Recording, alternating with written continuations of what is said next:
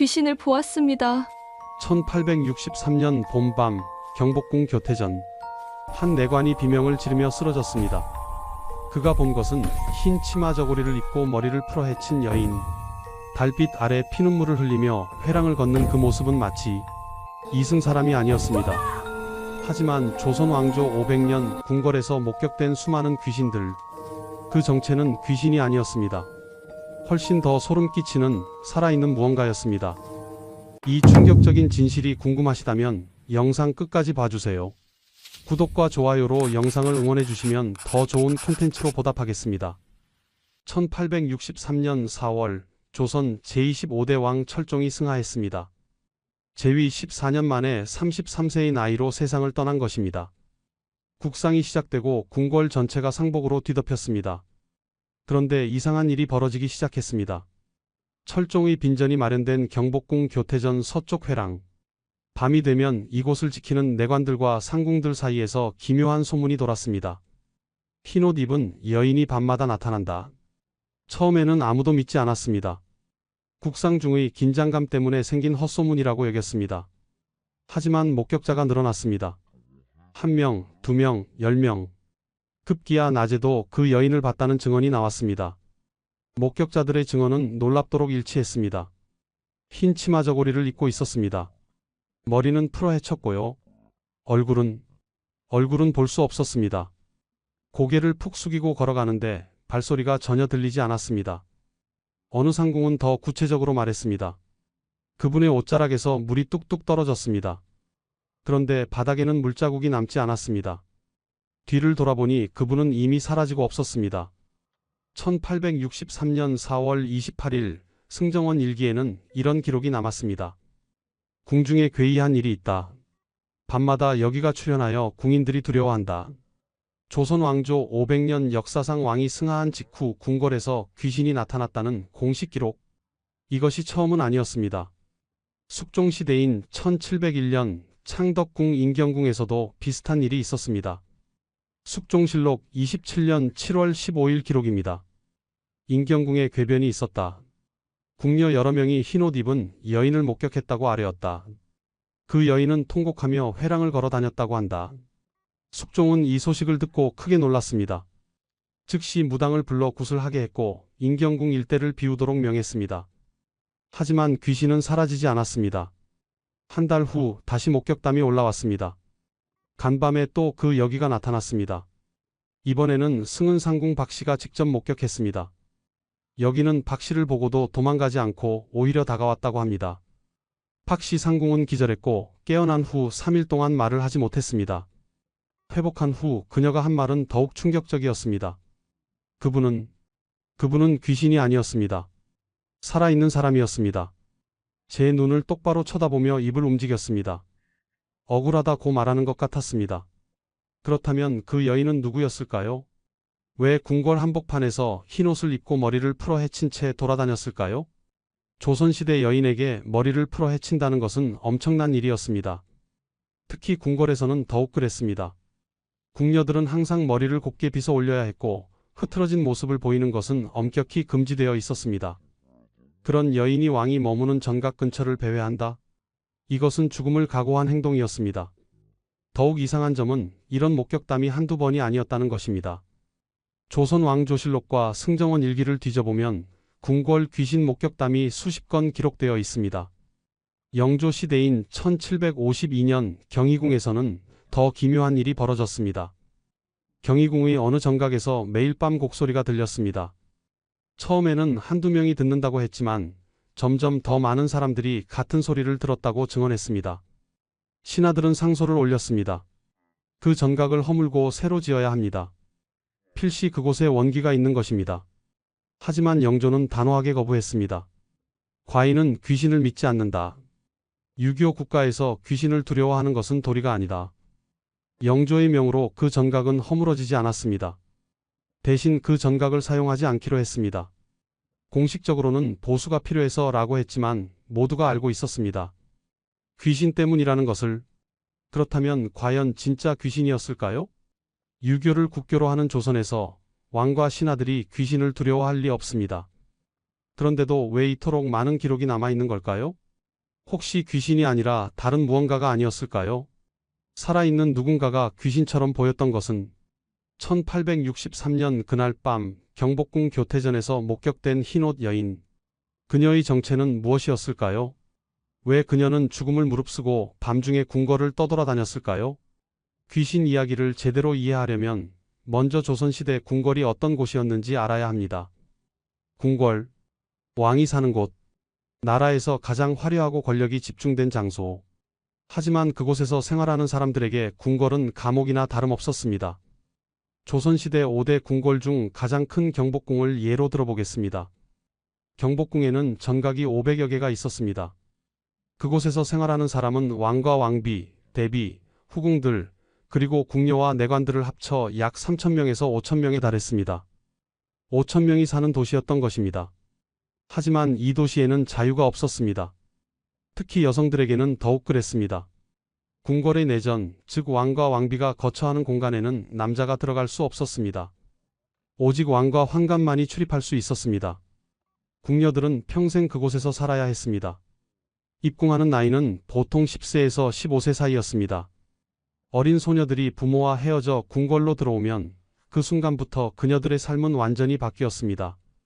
궁녀가 되면 평생 결혼할 수 없었습니다. 궁 밖으로 나갈 수도 없었습니다. 60세가 되어 궁에서 나간다 해도 그때는 이미 늙어서 돌아갈 가족도 의지할 곳도 없었습니다. 궁녀의 계급은 엄격했습니다. 가장 아래는 생각시 무술이었습니다. 청소와 빨래 같은 허드렛 일을 했습니다. 그 위는 나인, 침방, 수방, 소주방 등에서 일했습니다. 더 위는 상궁, 궁녀 중 최고위직으로 왕이나 왕비를 직접 모셨습니다. 하지만 아무리 높은 상궁이 되어도 그녀들은 궁궐 밖을 나갈 수 없었습니다. 밤이 되면 궁궐은 더욱 엄격해졌습니다.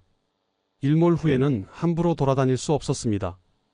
궁궐 곳곳에 금표가 세워져 있었고 야간 통행증 없이 금표를 넘으면 곤장 80대를 맞았습니다. 특히 왕과 왕비가 머무는 정각 근처는 절대 금지구역이었습니다. 밤에 그곳 근처에서 발견되면 이유를 막론하고 처벌받았습니다. 심지어 발소리만 들려도 모든 사람이 엎드려야 했습니다. 누가 오시는가? 이 한마디에 궁궐 전체가 숨을 죽였습니다. 궁궐은 낮에도 어두웠지만 밤에는 더욱 칠흑 같았습니다. 전각마다 등불을 밝히기는 했지만 복잡하게 얽힌 회랑과 골목은 항상 그림자에 잠겨 있었습니다. 궁녀들은 그 어둠 속에서 평생을 살았습니다. 더 비극적인 것은 후궁들의 삶이었습니다. 후궁은 왕의 총애를 받으면 권력과 부를 누릴 수 있었습니다. 하지만 총애를 잃으면 어떻게 될까요? 왕의 총애를 잃은 후궁은 궁궐 구석의 작은 전각으로 쫓겨났습니다. 그곳에서 평생 갇혀 살아야 했습니다. 아무도 찾아오지 않았고 아무도 그녀를 기억하지 않았습니다. 하지만 그녀는 궁 밖으로 나갈 수 없었습니다. 왕의 여자였다는 이유로 이런 후궁들을 폐서인이라고 불렀습니다. 서인, 즉 평민으로 폐위되었다는 뜻입니다. 왕실 족보에서 이름이 지워졌고 공식적으로는 존재하지 않는 사람이 되었습니다. 하지만 그녀들은 분명히 살아 있었습니다. 숨을 쉬고 먹고 자고 울었습니다. 다만 아무도 그녀들을 보지 않았을 뿐입니다. 이런 폐서인들 중 일부는 밤이 되면 몰래 전각을 빠져나왔습니다. 왜일까요?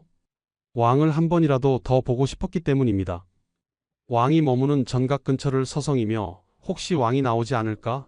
혹시 왕이 자신을 다시 불러주지 않을까? 그런 헛된 희망을 품었습니다. 발각되면 죽음입니다. 하지만 그녀들에게는 이미 죽은 것이나 다름없었습니다. 그래서 그녀들은 밤의 어둠을 틈타 궁궐을 떠돌았습니다. 흰 옷을 입고 머리를 풀어 헤치고 마치 귀신처럼. 누군가 그녀들을 보면 이렇게 말했습니다. 귀신을 봤다. 하지만 그녀들은 귀신이 아니었습니다. 살아있는 여인이었습니다. 다만 죽은 것처럼 살아야 했던 여인들이었습니다. 궁궐, 5,000명이 사는 거대한 도시. 하지만 그곳은 도시가 아니라 감옥이었습니다. 화려한 감옥. 그리고 그 감옥에는 살아있는 귀신들이 떠돌고 있었습니다. 조선 왕조실록과 승정원 일기를 뒤져보면 놀라운 사실을 발견할 수 있습니다. 궁궐에서 귀신을 봤다는 기록이 수십 건이나 됩니다. 귀신을 믿지 않는 유교 국가 조선. 그런데도 왜 이렇게 많은 기록이 남아 있을까요? 하나씩 살펴보겠습니다. 첫 번째 사례 인경궁의 원기 숙종 27년. 숙종실록 27년 7월 15일 기록입니다. 인경궁에 궤변이 있었다. 궁녀 16명이 흰옷 입은 여인을 목격했다고 아뢰었다. 그 여인은 통곡하며 회랑을 걸어 다녔으며 얼굴은 창백하고 머리는 풀어 헤쳤다고 한다. 인경궁은 숙종의 후궁들이 머물던 곳이었습니다. 특히 희빈장씨가 폐위되기 전에 머물렀던 곳으로 유명합니다. 목격자 중 한 명인 상궁 이 씨는 이렇게 증언했습니다. 그 여인은 저를 똑바로 쳐다봤습니다. 눈에서 눈물이 흘러내렸습니다. 아니, 눈물이 아니었습니다. 피였습니다. 피눈물을 흘리며 저를 바라보는데 저는 너무 무서워서 비명을 지르고 말았습니다. 숙종은 이 보고를 받고 크게 놀랐습니다. 즉시 인경궁에 무당을 불러 구슬하게 했습니다. 조선시대에 왕이 구슬 허락한다는 것은 매우 이례적인 일이었습니다. 하지만 구슬한 후에도 목격담은 계속되었습니다. 한 달 후인 8월 12일 다시 보고가 올라왔습니다. 간밤에 또 그 여기가 나타났습니다. 이번에는 3명의 궁녀가 동시에 목격했습니다. 숙종은 결국 인경궁 일부 전각을 비우도록 명했습니다. 그렇다면 그 여인은 누구였을까요? 기록에는 나와 있지 않습니다. 하지만 당시 인경궁에는 희빈장씨가 폐비된 후 유폐되어 있었습니다. 두 번째 사례 경희궁의 곡소리 영조 28년, 승정원 일기 영조 28년 3월 7일 기록입니다. 경희궁 집경당 서쪽 전각에서 밤마다 곡소리가 들린다는 보고가 있었다. 처음에는 한두 명만 듣는다고 했습니다. 하지만 점점 더 많은 사람들이 같은 소리를 들었다고 증언했습니다. 어느 내관은 이렇게 말했습니다. 매일 밤 자정 무렵이면 그 소리가 들립니다. 여자가 우는 소리입니다. 처음에는 작게 흐느끼다가 점점 커집니다. 마치 누군가를 부르는 것 같습니다. 신하들은 상소를 올렸습니다. 그 전각을 허물고 새로 지어야 합니다. 필시 그곳에 원기가 서려 있는 것입니다. 하지만 영조는 거부했습니다. 과인은 귀신을 믿지 않는다. 다만 그 전각을 사용하지 않겠다. 영조의 명으로 그 전각은 비워졌고 이후 아무도 그곳을 사용하지 않았습니다. 왜 그 전각에서 곡소리가 들렸을까요? 집경당 근처는 영조의 후궁 중 한 명이 죽은 곳이었습니다. 영빈 이 씨, 영조의 총애를 받았지만 갑자기 병으로 죽었습니다. 공식 기록에는 병사라고 되어 있지만 실제로는 독살 의혹이 있었습니다. 세 번째 사례 경복궁 소주방의 궤변 철종 7년, 승정원 일기 철종 7년 5월 3일 기록입니다. 경복궁 소주방에서 괴이한 일이 있었다. 밤이 되면 그릇이 혼자 움직이고 불이 저절로 꺼진다고 한다. 소주방은 왕과 왕비의 음식을 만드는 곳이었습니다. 매우 중요한 곳이라 항상 궁녀들이 교대로 지켰습니다. 하지만 이 일이 벌어진 후 궁녀들이 밤 근무를 거부했습니다. 한 궁녀는 이렇게 증언했습니다. 저는 분명히 그릇을 제자리에 놓았습니다. 그런데 뒤를 돌아보니 그릇이 바닥에 떨어져 있었습니다. 아무도 없었는데 말입니다. 그리고 누군가 제 어깨를 만지는 느낌이 들었습니다. 돌아봤지만 아무도 없었습니다. 결국 소주방의 위치를 옮겼습니다. 왜 이런 일이 벌어졌을까요? 소주방 근처에는 예전에 궁녀 한 명이 죽었습니다. 음식에 독을 넣으려 했다는 죄목으로 처형당했습니다. 하지만 실제로는 누명이었다는 소문이 있었습니다. 이 세 가지 사례의 공통점은 무엇일까요? 첫째, 모두 여성이 목격했습니다. 둘째, 후궁이나 궁녀가 죽은 곳 근처에서 일어났습니다. 셋째, 원한과 관련이 있습니다. 귀신 목격담은 대부분 밤에 일어났습니다. 어두운 궁궐, 복잡한 회랑, 그리고 두려움에 떠는 궁녀들. 하지만 과연 정말 귀신이었을까요? 아니면 다른 무언가가 있었을까요? 조선 왕조 500년 동안 궁궐에서 수많은 여인들이 죽었습니다. 병사, 자살, 처형, 살해. 공식 기록에는 모두 그럴듯한 이유가 적혀 있었습니다. 하지만 그 이면에는 숨겨진 진실들이 있었습니다. 억울하게 죽은 여인들, 누명을 쓰고 죽은 여인들, 살해당하고도 병사로 기록된 여인들. 그녀들의 원한이 귀신 이야기로 남았을까요? 아니면 정말로 살아있는 누군가가 귀신처럼 떠돌았던 걸까요? 이제 귀신의 정체를 하나씩 밝혀보겠습니다. 첫 번째 진실. 그것은 폐비 윤 씨와 관련이 있습니다. 1476년 성종은 17세의 나이로 윤 씨를 왕비로 맞이했습니다. 윤 씨의 아버지는 윤기견, 양반 가문 출신이었습니다.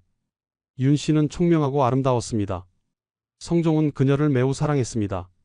1476년 윤 씨는 왕자를 낳았습니다. 훗날 연산군이 되는 아이였습니다. 하지만 행복은 오래가지 못했습니다. 윤 씨는 질투가 심했습니다. 성종이 다른 후궁들을 총애하면 참지 못했습니다. 심지어 성종의 얼굴을 핥히기도 했습니다. 성종실록 10년 6월 19일 기록입니다. 왕비 윤 씨가 질투로 인해 왕의 얼굴에 상처를 입혔다. 조선시대에 왕비가 왕을 때렸다는 것은 상상할 수 없는 일이었습니다. 신하들은 충격에 빠졌습니다. 대관들이 상소를 올렸습니다. 왕비를 폐위해야 합니다. 성종은 망설였습니다. 윤 씨를 사랑했기 때문입니다. 하지만 신하들의 압박은 거셌습니다. 결국 1479년 6월 9일 성종은 윤 씨를 폐위했습니다. 성종실록 10년 6월 9일 기록입니다.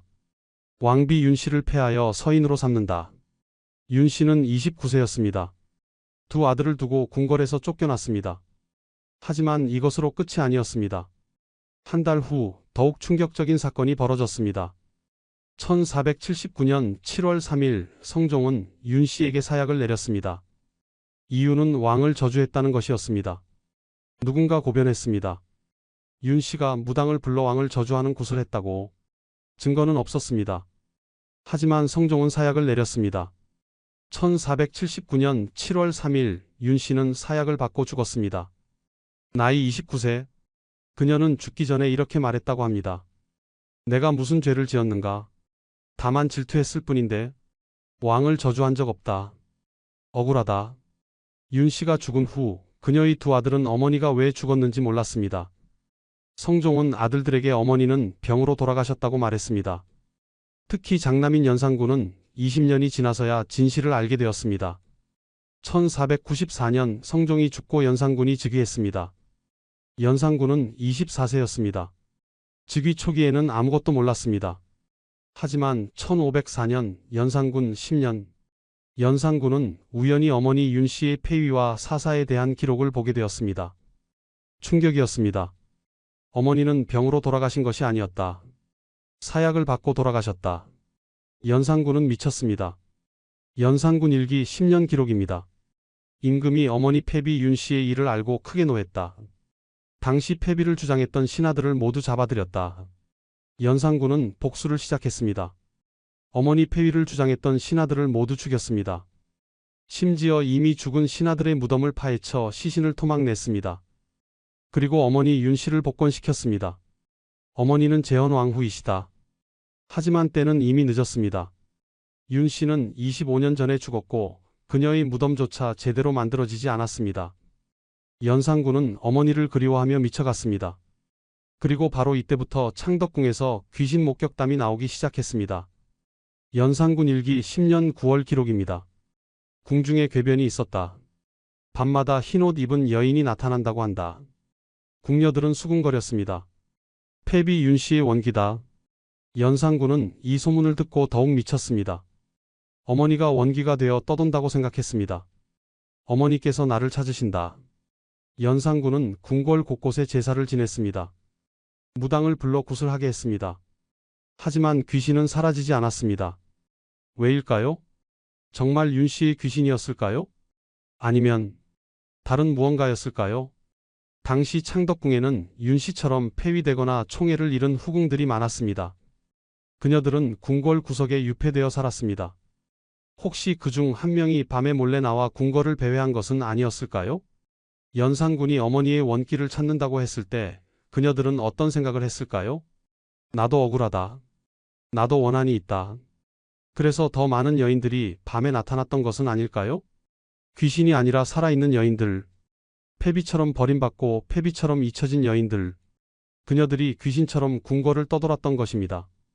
윤 씨의 원한은 그녀만의 것이 아니었습니다. 수많은 여인들의 원한이었습니다. 그리고 그 원한은 귀신 이야기로 남았습니다. 하지만 진짜 귀신은 없었습니다. 다만 죽은 것처럼 살아야 했던 여인들이 있었을 뿐입니다. 귀신의 두 번째 정체, 그것은 폐서인들이었습니다. 폐서인, 서인으로 폐위되었다는 뜻입니다. 왕의 총애를 받던 후궁이 버림받으면 폐서인이 되었습니다. 폐서인이 되면 어떻게 될까요? 왕실 족보에서 이름이 지워졌습니다. 공식적으로는 존재하지 않는 사람이 되었습니다. 하지만 궁 밖으로 나갈 수는 없었습니다. 왕의 여자였다는 이유로. 그래서 패서인들은 궁궐 구석의 작은 전각에 유폐되었습니다. 평생 그곳에서 살아야 했습니다. 가장 유명한 사례가 바로 인현왕후 폐위 사건입니다.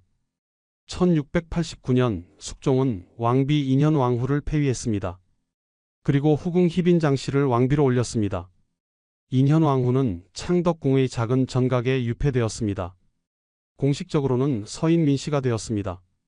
인현왕후는 그곳에서 5년을 살았습니다. 5년 동안 아무도 찾아오지 않았습니다. 오직 시녀 몇 명만이 그녀를 모셨습니다. 당시 기록을 보면 인현왕후의 처지가 얼마나 비참했는지 알 수 있습니다. 1692년 어느 신하가 몰래 인현왕후를 만나고 왔다고 적은 기록입니다. 전 왕비께서는 비좁은 방에 계셨다. 옷은 낡았고 머리는 제대로 빗지 못하셨다. 하지만 여전히 품위를 잃지 않으셨다. 다만 눈빛이 너무 슬펐다. 인현왕후는 매일 밤 울었다고 합니다. 시녀들의 증언입니다. 마마께서는 밤마다 우셨습니다. 소리내어 울지는 못하셨습니다. 희빈이 들을까 두려워하셨기 때문입니다. 그래서 이불로 얼굴을 덮고 조용히 흐느끼셨습니다. 그리고 가끔 밤이 되면 인현왕후는 몰래 전각을 빠져나왔습니다. 왜였을까요? 숙종이 머무는 대전 쪽을 바라보기 위해서였습니다. 멀리서라도 한번 보고 싶었습니다. 혹시 숙종이 자신을 다시 찾지 않을까? 그런 헛된 희망을 품었습니다. 하지만 숙종은 오지 않았습니다. 인현왕후는 어둠 속에서 대전을 바라보다가 다시 전각으로 돌아갔습니다. 만약 누군가 그녀를 봤다면 어땠을까요? 달빛 아래 흰 옷을 입고 서 있는 여인. 머리는 제대로 빗지 못해 조금 흐트러진 모습. 멀리 대전을 바라보며 서 있는 그 모습. 귀신처럼 보였을 것입니다. 실제로 당시 창덕궁에서 귀신 목격담이 있었습니다. 1692년 승정원 일기 기록입니다. 창덕궁 모처에서 밤마다 흰옷 입은 여인이 나타난다는 보고가 있었다. 이 여인이 인현왕후였을까요? 확실하지는 않습니다. 하지만 당시 창덕궁에는 인현왕후뿐만 아니라 다른 패서인들도 있었습니다. 숙종의 후궁 중에는 총애를 잃고 유폐된 여인들이 여럿 있었습니다. 숙의 최씨, 1688년 총애를 받았지만 1년 만에 버림받았습니다. 숙원 박씨, 1690년 총애를 받았지만 역시 버림받았습니다. 그녀들도 궁궐 구석에 유폐되어 살았습니다. 그녀들도 밤이 되면 몰래 전각을 빠져나와 배회했을 것입니다. 왕을 한 번이라도 더 보고 싶어서, 왕이 혹시 자신을 기억해주지 않을까 하는 희망에서. 하지만 왕은 오지 않았습니다. 그래서 그녀들은 밤마다 궁궐을 떠돌았습니다. 산 사람이지만 귀신처럼, 존재하지만 존재하지 않는 사람들처럼. 1694년 인현왕후는 복이 되었습니다. 희빈장씨가 폐위되고 인현왕후가 다시 왕비가 되었습니다. 하지만 행복은 오래가지 못했습니다. 인현왕후는 1701년 5년 만에 34세의 나이로 죽었습니다. 병사였습니다. 하지만 실제로는 유폐 생활 5년 동안 받은 정신적 충격 때문이었습니다. 인현왕후가 죽은 후 희빈장씨는 인현왕후를 저주했다는 죄목으로 사사되었습니다. 그리고 이번에는 희빈장씨가 패서인이 되었습니다. 1701년 10월 희빈장씨는 사약을 받고 죽었습니다. 그녀가 죽은 후 인경궁에서 귀신 목격담이 나오기 시작했습니다. 앞서 말한 바로 그 사건입니다. 흰옷 입은 여인이 통곡하며 회랑을 걷는다. 그 여인은 누구였을까요? 희빈장씨의 귀신이었을까요? 아니면 희빈장씨처럼 버림받은 다른 후궁이었을까요? 패서인들은 죽어서도 귀신이 되었고 살아서도 귀신처럼 살았습니다. 그녀들의 삶 자체가 저주였습니다. 왕의 총애를 받는다는 것, 그것은 축복이 아니라 재앙이었습니다. 총애를 받으면 권력을 얻지만 총애를 잃으면 귀신이 되었기 때문입니다. 산 귀신. 궁궐에는 그런 산 귀신들이 수없이 많았습니다. 그녀들이 밤마다 궁궐을 떠돌았습니다. 귀신이 아니라 살아있는 여인들이. 하지만 아무도 그녀들을 사람으로 보지 않았습니다. 귀신으로 봤습니다. 그래서 귀신을 봤다고 말했습니다. 귀신의 세 번째 정체. 그것은 훨씬 더 소름 끼칩니다. 궁궐에서 살인이 있었습니다. 궁녀들이 죽었습니다. 후궁들이 죽었습니다. 공식 기록에는 병사 혹은 실족사라고 적혀 있었습니다. 하지만 실제로는 살해당한 경우가 많았습니다. 궁중 암투, 권력 다툼, 질투, 복수, 이런 이유로 수많은 여인들이 목숨을 잃었습니다. 하지만 궁궐에서 살인사건이 공식적으로 기록되는 경우는 거의 없었습니다. 왜일까요? 왕실의 위신 때문이었습니다. 궁궐에서 살인이 일어났다는 것은 왕실의 수치였습니다. 그래서 모든 살인은 은폐되었습니다. 구체적 사례를 보겠습니다. 1686년 숙종 12년 창덕궁 우물사건. 승정원 일기 숙종 12년 4월 3일 기록입니다. 궁녀 한 명이 우물에 빠져 죽었다. 나이는 23세. 실족사로 처리한다. 하지만 같은 날 다른 기록을 보면 의문점이 발견됩니다. 어느 황관의 사적 기록입니다. 이 기록은 20세기에 발굴되었습니다. 간밤에 이상한 일이 있었다. 소주방 궁녀 김씨가 우물에서 익사했다고 한다. 하지만 우물 근처에서 비명소리를 들었다는 증언이 여럿 있다. 김씨의 목에 이상한 자국이 있었다고 한다. 누군가 목을 졸랐던 것 같다고. 하지만 공식 기록은 실족사였습니다. 조사는 없었습니다. 범인을 찾지도 않았습니다. 왜일까요? 김씨를 죽인 사람이 권력자였기 때문입니다. 혹은 권력자의 명령을 받은 사람이었기 때문입니다. 김씨가 죽은 후 그 우물 근처에서 이상한 일들이 벌어지기 시작했습니다. 밤이 되면 우물에서 소리가 들렸습니다. 살려주세요. 궁녀들은 그 우물을 피했습니다. 귀신이 나온다. 그리고 실제로 그 우물 근처에서 흰옷 입은 여인을 봤다는 목격담이 나왔습니다. 진짜 귀신이었을까요? 아니었습니다. 김씨를 죽인 사람들이 소문을 퍼뜨린 것입니다. 귀신이 나온다는 소문을 퍼뜨려서 사람들이 그 우물에 가지 못하게 만들었습니다. 증거를 인멸하기 위해서였습니다. 그리고 궁녀들에게 함구령을 내렸습니다. 김씨의 죽음에 대해 말하지 마라. 만약 누가 물어보면 실족사라고 대답해라. 혹시 이상한 것을 봤다면 귀신을 봤다고 말해라. 왜 귀신을 봤다고 말하라고 했을까요?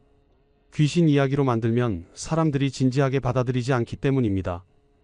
귀신? 그건 미신이야. 유교 국가에서 귀신이 어디 있어.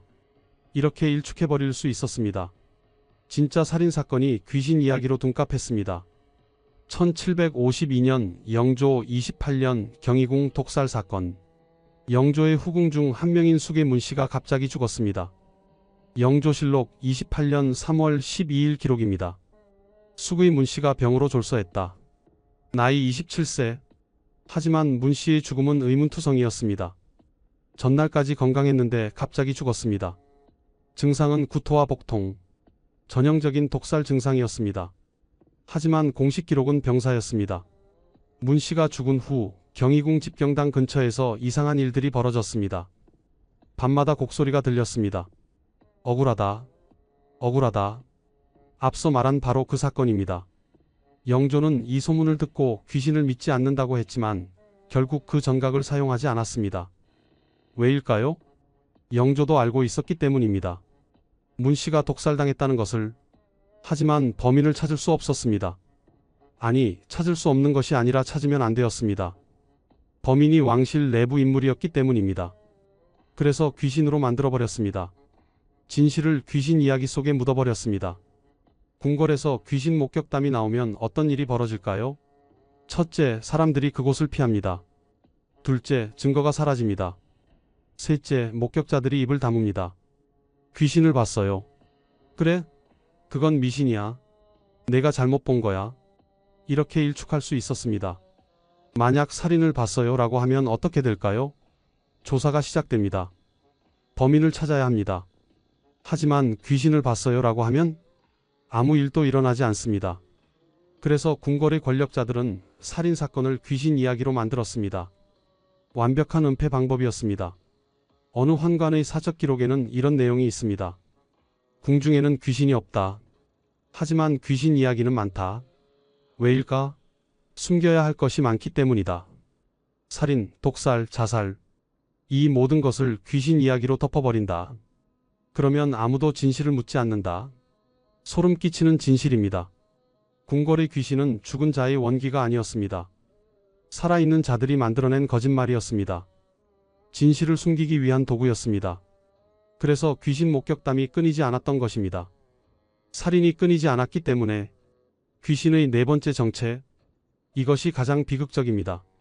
정신병에 걸린 궁녀들이었습니다. 궁녀들은 10대에 입궁했습니다. 그리고 평생 궁궐에 갇혀 살았습니다. 해와 달을 제대로 보지 못했습니다. 자유롭게 걸어 다닐 수도 없었습니다. 20년, 30년이 지나면 어떻게 될까요?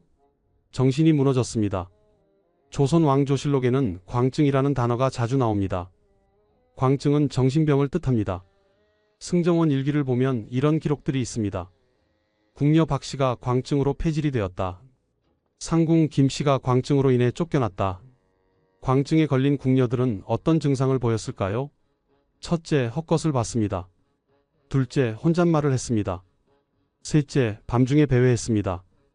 특히 왕의 총애를 받았다가 버림받은 궁녀들이 광증에 잘 걸렸습니다. 경종즉위년 어느 궁녀가 밤마다 궁궐을 배회했습니다. 승정원 일기 경종즉위년 11월 3일 기록입니다. 궁녀 이씨가 광증으로 밤마다 헛소리를 하며 돌아다닌다. 붙잡아서 조사했다. 이씨는 40세였습니다. 15세에 입궁하여 25년간 궁녀로 살았습니다. 숙종의 총애를 잠깐 받았지만 곧 버림받았습니다. 그 후 20년 동안 궁궐 구석에서 일했습니다. 어느 날부터 이씨는 이상한 행동을 하기 시작했습니다. 밤이 되면 흰옷을 입고 궁궐을 돌아다녔습니다. 나는 왕비다. 나를 왕비로 인정하라. 목격자들은 놀라서 도망쳤습니다. 귀신이다. 결국 이씨는 붙잡혔습니다. 신문 결과 광증이라고 판명되었습니다. 이씨는 궁에서 쫓겨났습니다.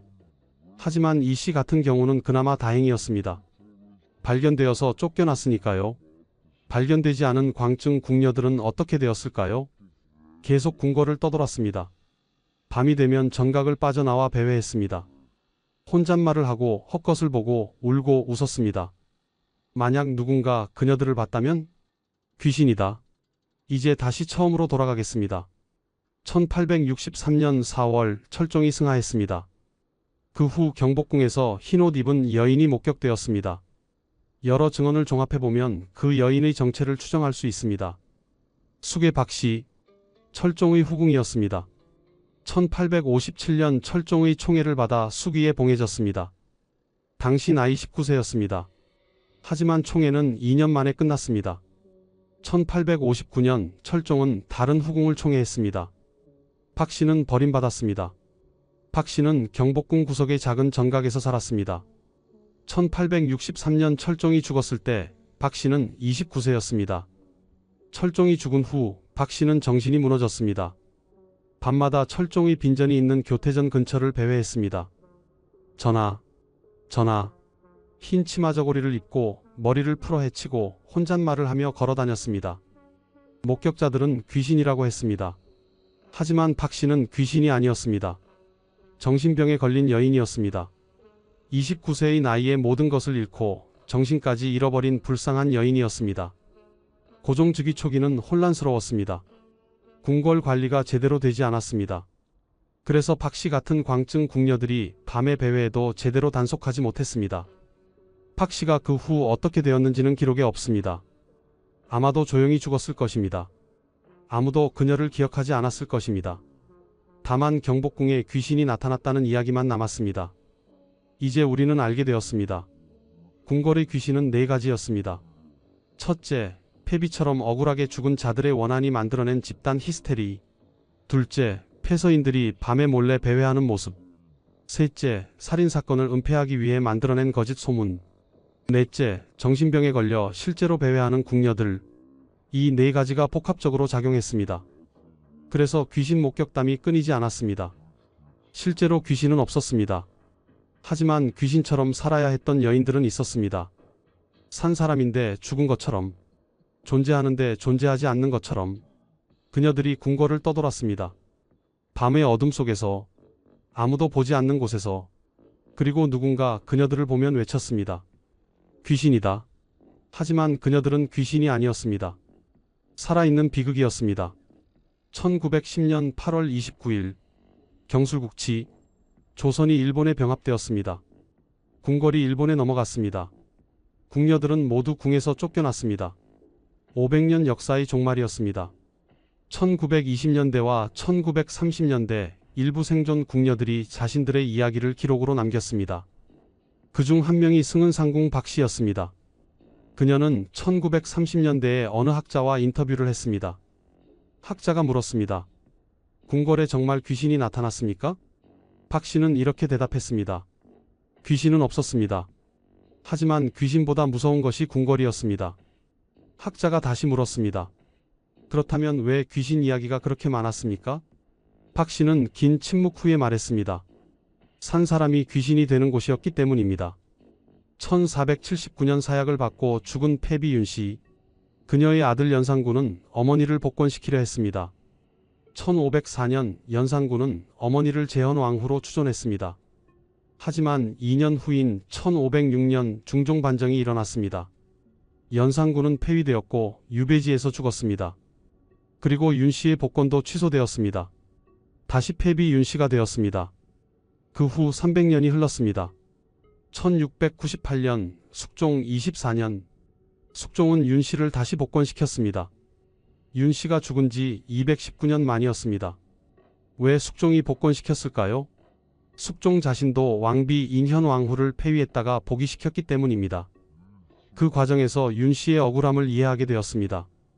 숙종은 윤 씨를 재헌 왕후로 추존하고 제대로 된 무덤을 만들어 주었습니다. 윤 씨의 원한은 219년 만에 풀렸습니다. 하지만 윤 씨는 이미 오래전에 죽었습니다. 그녀의 원한을 누가 기억했을까요? 역사만이 기억했습니다. 1701년 사약을 받고 죽은 희빈장 씨. 그녀는 역적으로 기록되었습니다. 하지만 1718년 숙종은 희빈장 씨를 복권시켰습니다. 옥산부대빈이라는 시호를 내렸습니다. 왜일까요? 희빈장 씨의 아들이 훗날 경종이 되었기 때문입니다. 경종이 즉위하자 어머니를 복권시켰습니다.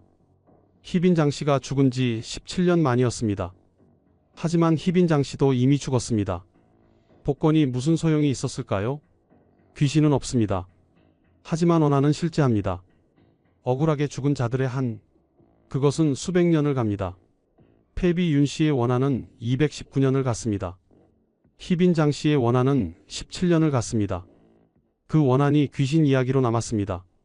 사람들은 귀신이 나타났다고 말했습니다. 하지만 진짜 귀신은 없었습니다. 원한만 있었을 뿐입니다. 궁궐, 권력의 정점. 하지만 그 안에 사는 사람들은 가장 불행했습니다. 왕은 자유가 없었습니다. 왕비는 사랑받지 못했습니다. 후궁은 버림받았습니다. 궁녀는 평생 갇혔습니다. 화려한 감옥이었습니다. 그리고 그 감옥의 최후는 어땠을까요? 1910년 모두 쫓겨났습니다. 500년 역사가 하루아침에 끝났습니다. 권력은 영원하지 않았습니다. 귀신보다 무서운 것은 무엇일까요? 살아있는 사람입니다. 귀신 이야기로 진실을 덮는 사람들, 여인들을 미치게 만드는 제도, 약자의 절규를 괴담으로 만드는 권력, 그것이 진짜 공포였습니다.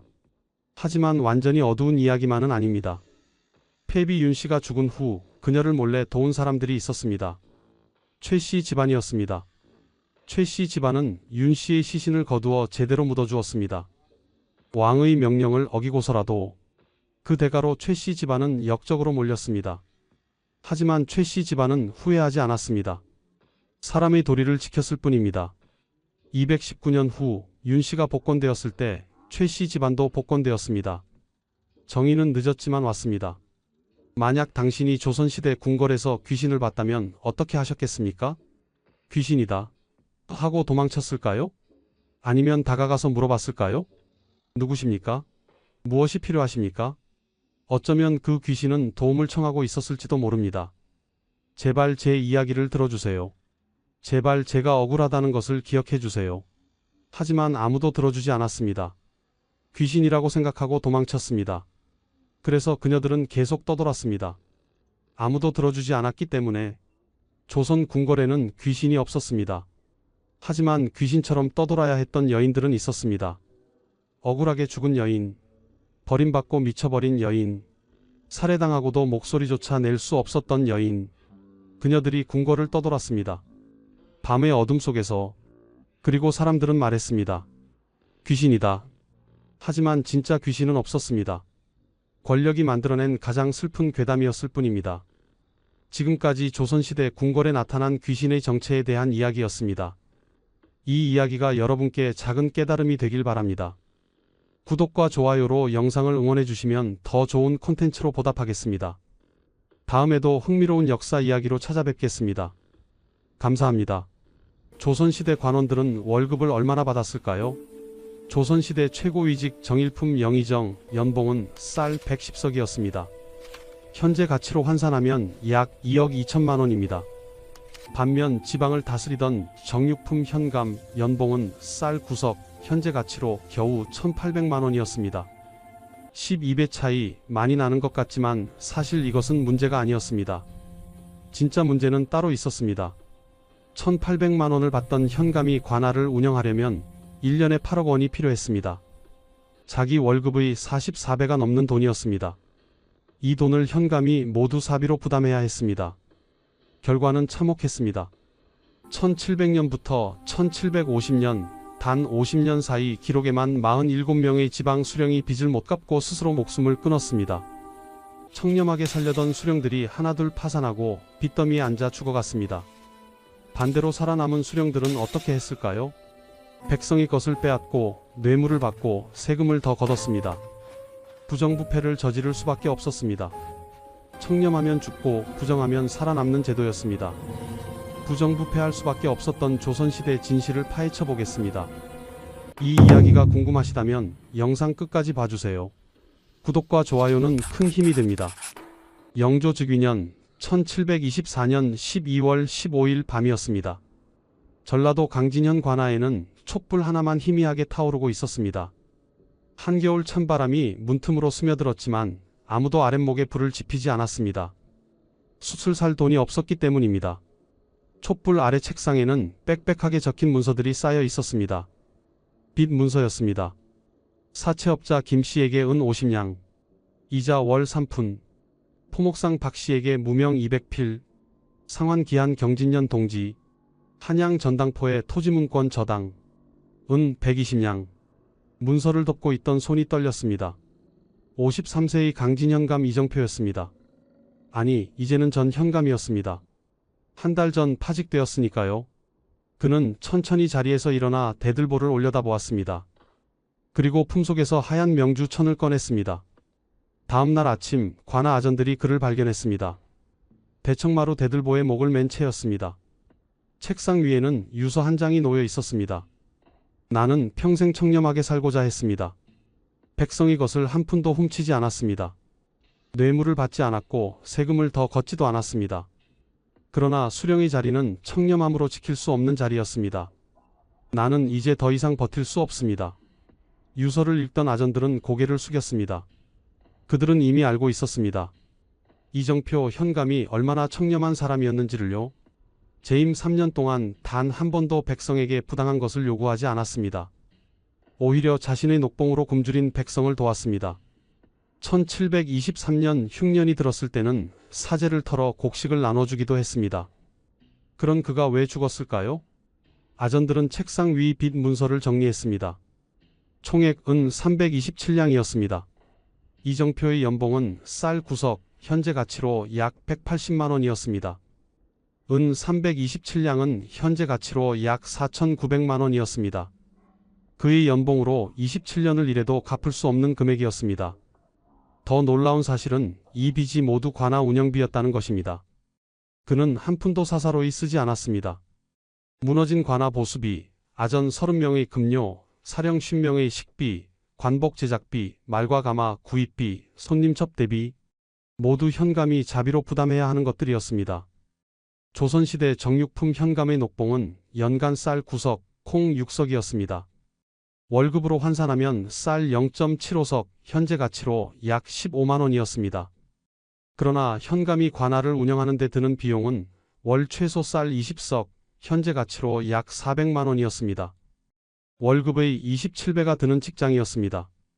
이것은 이정표만의 문제가 아니었습니다. 승정원 일기 기록에 따르면 1700년부터 1750년 사이 자살한 지방 수령이 기록된 것만 47명이었습니다. 기록되지 않은 것까지 합하면 훨씬 더 많았을 것입니다. 파산한 수령은 수백 명에 달했습니다. 왜 이런 일이 벌어졌을까요? 같은 시각 한양에서는 전혀 다른 풍경이 펼쳐지고 있었습니다. 북촌 대저택들에서는 풍악 소리가 울려 퍼지고 있었습니다. 정일품 영의정 이광자의 집이었습니다. 연봉 쌀 110석을 받는 최고위 관료였지만 실제 수입은 그보다 훨씬 많았습니다. 토지에서 나오는 쌀이 연간 2,000석이 넘었고 왕실에서 하사받은 노비가 100명이 넘었습니다. 과거 합격자들이 바치는 사례금만 해도 연간은 1,000량이 넘었습니다. 같은 조선의 공직자였습니다. 그런데 한쪽은 풍족함 속에 살고 한쪽은 빚더미에 앉아 목숨을 끊었습니다. 무엇이 이런 차이를 만들었을까요? 단순히 월급 차이였을까요? 아니면 다른 이유가 있었을까요? 조선 왕조실록에는 이런 기록이 있습니다. 지방 수령이 청렴하게 살면 굶어 죽고 탐관오리가 되면 살 수 있다. 이것이 우리 조정의 제도이다. 숙종 42년 1716년 사헌부 대사헌 김구의 상소문이었습니다. 제도가 사람을 죽이고 있었습니다. 제도가 청렴한 사람을 악인으로 만들고 있었습니다. 그리고 이것은 300년 동안 계속되었습니다. 이정표의 유서 마지막 구절은 이렇게 끝났습니다. 후세에 이 제도가 개선되기를 바랍니다. 청렴한 관리가 굶어 죽지 않는 세상이 오기를 바랍니다. 하지만 그의 바람은 170년 후에야 이루어졌습니다. 1894년 갑오개혁 때였습니다. 너무 늦었습니다. 과연 무엇이 문제였을까요? 왜 조선의 녹봉제도는 이렇게 불합리했을까요? 왜 지방 수령들은 부정부패를 저지를 수밖에 없었을까요? 그리고 왜 이 제도는 300년 동안 바뀌지 않았을까요? 이 비극을 이해하려면 250년 전으로 돌아가야 합니다. 1466년 세조 12년이었습니다. 조선 건국 74년이 지난 시점이었습니다. 한양 궁궐 집현전에서는 중요한 작업이 진행되고 있었습니다. 경국대전 편찬이었습니다. 조선의 모든 법을 집대성하는 대역사였습니다. 편찬을 주도한 사람은 영의정 한명회였습니다. 당시 50세였던 그는 세조의 절대적 신임을 받고 있었습니다. 그의 앞에는 녹봉제도에 관한 초안이 놓여 있었습니다. 정일품 영의정은 연간 쌀 110석, 콩 68석을 지급한다. 종구품 장문은 연간 쌀 3석, 콩 2석을 지급한다. 18등급으로 나뉜 정교한 체계였습니다. 한명회는 고개를 끄덕였습니다. 합리적이라고 생각했습니다. 정일품은 종구품보다 37배를 더 받았습니다. 직급에 따른 합당한 차이라고 판단했습니다. 그런데 여기에는 치명적인 계산 착오가 있었습니다. 한명회와 편찬관들은 모두 한양에 사는 중앙관료였습니다. 그들은 지방 수령의 현실을 몰랐습니다. 아니, 알려고 하지 않았습니다. 그들에게 중요한 것은 중앙정부의 재정이었습니다. 얼마나 적은 비용으로 많은 관리를 유지할 수 있는가였습니다. 경국대전 이전 고려시대에는 관리들에게 토지를 나눠주는 과전법이 있었습니다. 토지에서 나오는 수확으로 생활하는 방식이었습니다. 그러나 이 제도는 문제가 많았습니다. 토지가 부족했고 권력자들이 토지를 독점했습니다. 세종 때 과전법은 사실상 붕괴되었습니다. 그래서 나온 것이 녹봉제였습니다.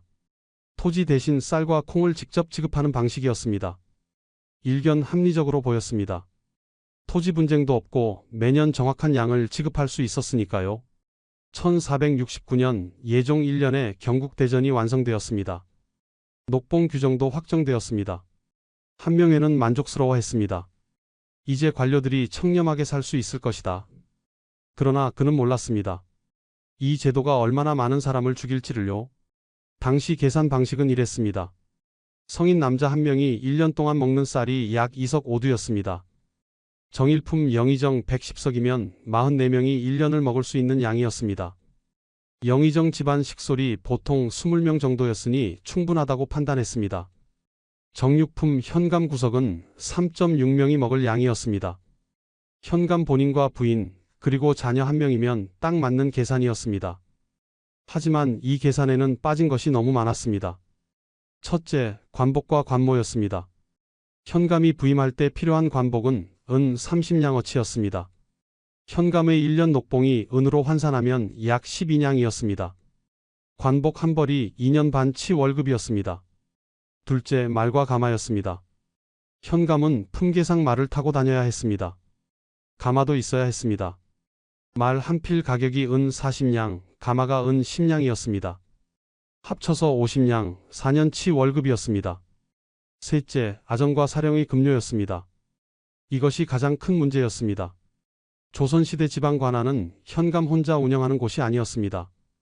호방, 이방, 예방, 병방, 형방, 공방의 6방 아전이 있었습니다. 각 방마다 5명씩 총 30명의 아전이었습니다.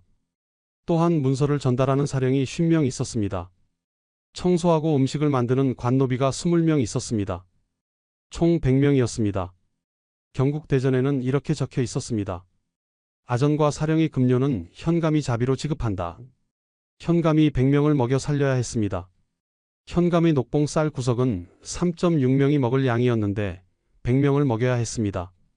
한 명에는 이것을 몰랐을까요? 아닙니다. 알고 있었습니다. 그러나 그는 이렇게 생각했습니다. 지방 현감은 그 고을에서 세금을 걷는다. 세금 중 일부를 쓰면 되지 않는가? 이것이 결정적 착오였습니다. 조선시대 세금은 전세, 공납, 역이 있었습니다. 전세는 토지세, 공납은 특산물 상납, 역은 노동력 제공이었습니다. 이것들은 모두 정해진 용도가 있었습니다. 전세는 중앙정부 재정으로, 공납은 왕실 경비로, 역은 국가공사에 사용되었습니다. 현감이 마음대로 쓸 수 있는 돈은 없었습니다. 그렇다면 현감은 어떻게 관아를 운영했을까요? 방법은 두 가지였습니다. 합법과 불법이었습니다. 합법적 방법은 송사수수료였습니다. 백성들이 재판을 청구하면 쌀 1석을 받았습니다. 또한 관청 소유 토지를 경작해서 나오는 수확이 연간 약 30석이었습니다. 합쳐서 40석 정도였습니다. 이것으로 100명을 먹일 수 있었을까요? 불가능했습니다. 100명이 1년 먹을 쌀은 250석이었습니다.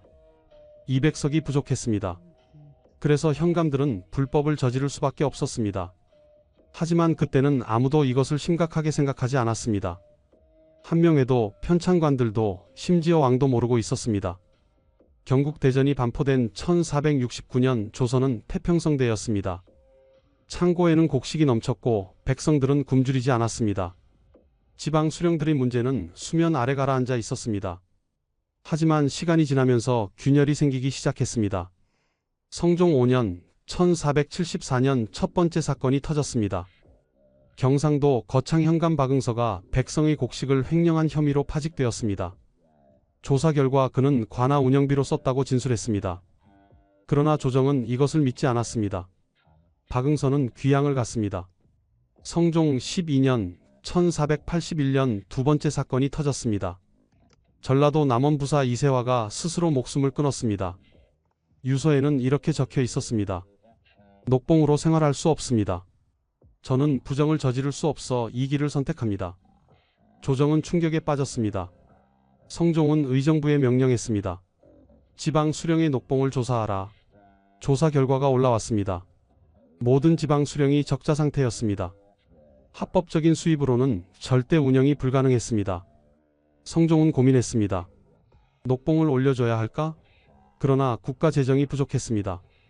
녹봉을 올리면 중앙 관료들의 녹봉도 올려야 했습니다.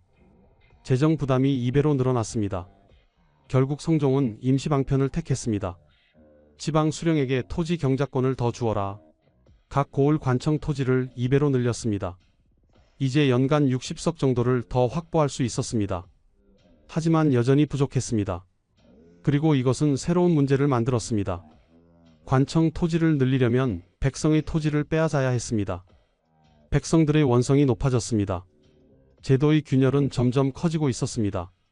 하지만 아무도 근본적인 해결책을 제시하지 못했습니다. 왜일까요? 한양의 고관들은 이것을 심각한 문제로 여기지 않았기 때문입니다. 그들은 풍족하게 살고 있었으니까요. 숙종 19년 1693년 겨울이었습니다. 한양 북촌 개동 대저택에서는 하루가 시작되고 있었습니다. 영의정 최석정의 집이었습니다. 당시 그는 58세였습니다. 조선 최고위 관료로서 20년째 조정을 이끌고 있었습니다. 새벽 5시 종소리가 울렸습니다. 최석정은 눈을 떴습니다. 방 안은 따뜻했습니다. 밤새 아궁이에 불을 지핀 덕분이었습니다. 하루에 숫 3덩이를 썼습니다. 값으로 치면 은 3전이었습니다. 한 달이면 은 9냥이었습니다. 지방 현감의 한 달 녹봉이 은 1량이었습니다. 최석정은 난방비로만 현감 월급의 9배를 썼습니다. 세수를 마친 최석정은 사랑채로 향했습니다. 이미 아침상이 차려져 있었습니다. 12첩 반상이었습니다. 밥, 국, 김치, 젓갈, 나물, 구이, 찜, 조림, 회, 숙채, 장아찌, 후식이었습니다. 40명의 식솔과 노비들이 먹을 음식을 한꺼번에 준비했습니다. 하루 쌀 소비량이 2마리였습니다. 한 달이면 쌀 6석이었습니다. 1년이면 72석이었습니다. 현감의 1년 녹봉 9석의 8배였습니다. 최석정은 천천히 아침을 들었습니다. 식사 중에 청지기가 보고를 했습니다. 대감, 어제 경기도 양주 토지에서 수확한 쌀이 도착했습니다. 50석입니다. 최석정은 고개를 끄덕였습니다. 그는 경기도의 전답 100결을 소유하고 있었습니다. 1결은 약 1만 제곱미터였습니다. 총 100만 제곱미터, 30만 평이었습니다. 이 땅에서 나오는 쌀이 연간 500석이었습니다. 소작인들이 절반을 가져가니 최석정의 몫은 250석이었습니다. 현감 녹봉의 28배였습니다. 청지기가 계속 보고했습니다. 충청도 공주 토지에서도 쌀 40석이 도착했습니다. 전라도 나주 토지에서는 목화 300필이 도착했습니다. 강원도 철원 토지에서는 콩 50석이 도착했습니다. 최석정의 전국 토지는 총 300결이었습니다. 연간 수입이 쌀 750석, 목화 500필, 콩 150석이었습니다. 현재 가치로 환산하면 연간 약 10억 원이었습니다. 이것이 전부가 아니었습니다. 최석정은 노비 120명을 소유하고 있었습니다. 이 중 30명은 집에서 일했고 90명은 외고 노비로 밖에서 생활했습니다. 외고 노비들은 매년 신공을 바쳤습니다. 노비 한 명당 무명 2필이었습니다. 90명이면 180필, 현재 가치로 약 3,600만 원이었습니다. 또한 최석정은 고리대금업도 했습니다. 궁핍한 양반들에게 돈을 빌려주고 이자를 받았습니다. 연간 이자 수입이 은 500량이었습니다. 현재 가치로 약 7,500만 원이었습니다. 왕실에서 하사받은 물품도 많았습니다. 작년 한 해 동안 숙종은 최석정에게 인삼 20근, 꿀 10항아리, 비단 50필, 은 100량을 하사했습니다. 총 가치가 은 300량, 현재 가치로 약 4,500만 원이었습니다. 모두 합치면 최석정의 연간 수입은 쌀로 환산해 약 2,000석이었습니다. 그의 공식 녹봉 110석의 18배였습니다. 현감 녹봉 9석의 222배였습니다. 아침 식사를 마친 최석정은 직무 준비를 했습니다. 옷을 갈아입었습니다. 비단으로 만든 도포였습니다. 도포 한 벌 가격이 은 50량이었습니다. 그는 사계절용으로 도포를 10벌 가지고 있었습니다. 총 가치가 은 500량, 현감의 연봉 40년치였습니다. 오전 7시 최석정은 가마를 타고 궁궐로 향했습니다. 8명의 가마꾼이 가마를 들었습니다. 앞에서는 말을 탄 2명의 호위 군관이 길을 열었습니다. 뒤에서는 청지기와 서리 4명이 따랐습니다. 총 15명의 행렬이었습니다. 이들의 급료는 누가 부담했을까요? 최석정이었습니다. 하지만 그에게는 아무 문제가 없었습니다. 충분한 재산이 있었으니까요. 가마꾼 1명 월급이 쌀 1석이었습니다. 8명이면 8석, 현감의 1년 녹봉과 비슷했습니다. 군관과 서리들까지 합치면 월 15석, 연간 180석이었습니다. 현감 녹봉의 20배였습니다. 궁궐에 도착한 최석정은 편전으로 향했습니다. 숙종이 기다리고 있었습니다. 조정회의가 시작되었습니다. 이날 안건 중 하나가 지방 수령의 탐호 문제였습니다. 사헌부에서 고발한 현감이 5명이었습니다. 모두 백성의 세금을 횡령한 혐의였습니다. 좌의정 윤지환이 상소를 읽었습니다. 전라도 고창 현감 정목량은 환곡 이자를 50%로 받았습니다. 법정 이자 20%의 2.5배입니다. 경상도 김천군수 박시훈은 부역을 면제해준다며 백성에게 돈을 받았습니다. 충청도 예산현감 이명환은 세금을 2번 걷었습니다. 숙종은 분노했습니다. 어찌 수령들이 이렇게 탐욕스러운가? 모두 파직하고 공문하라. 최석정은 아뢰었습니다. 전하, 그들을 처벌하는 것은 마땅하나 신이 듣기로는 지방 수령의 녹봉이 너무 적어 생활이 어렵다 합니다. 숙종이 물었습니다. 현감의 녹봉이 얼마인가? 최석정이 답했습니다. 연간 쌀 9석, 콩 6석이 옵니다. 숙종이 고개를 가로저었습니다. 그 정도면 충분하지 않은가? 짐의 환관도 그 정도 받는다. 최석정은 더 이상 말하지 않았습니다. 왕이 이해하지 못한다는 것을 알았기 때문입니다. 숙종도 조정 대신들도 모두 한양에 살았습니다. 그들은 지방의 현실을 몰랐습니다. 회의가 끝나고 최석정은 집으로 돌아왔습니다. 오후 3시였습니다. 점심상이 차려져 있었습니다. 역시 12첩 반상이었습니다. 식사 후 최석정은 사랑채에서 손님을 맞았습니다. 진사시험에 합격한 젊은이들이었습니다. 그들은 최석정에게 인사를 드리러 왔습니다. 과거 급제자들은 조정 고관들을 찾아다니며 인사하는 것이 관례였습니다. 젊은이들은 각각 은 10냥씩을 사례금으로 바쳤습니다. 오늘 방문한 사람이 8명이었으니 은 80냥이었습니다.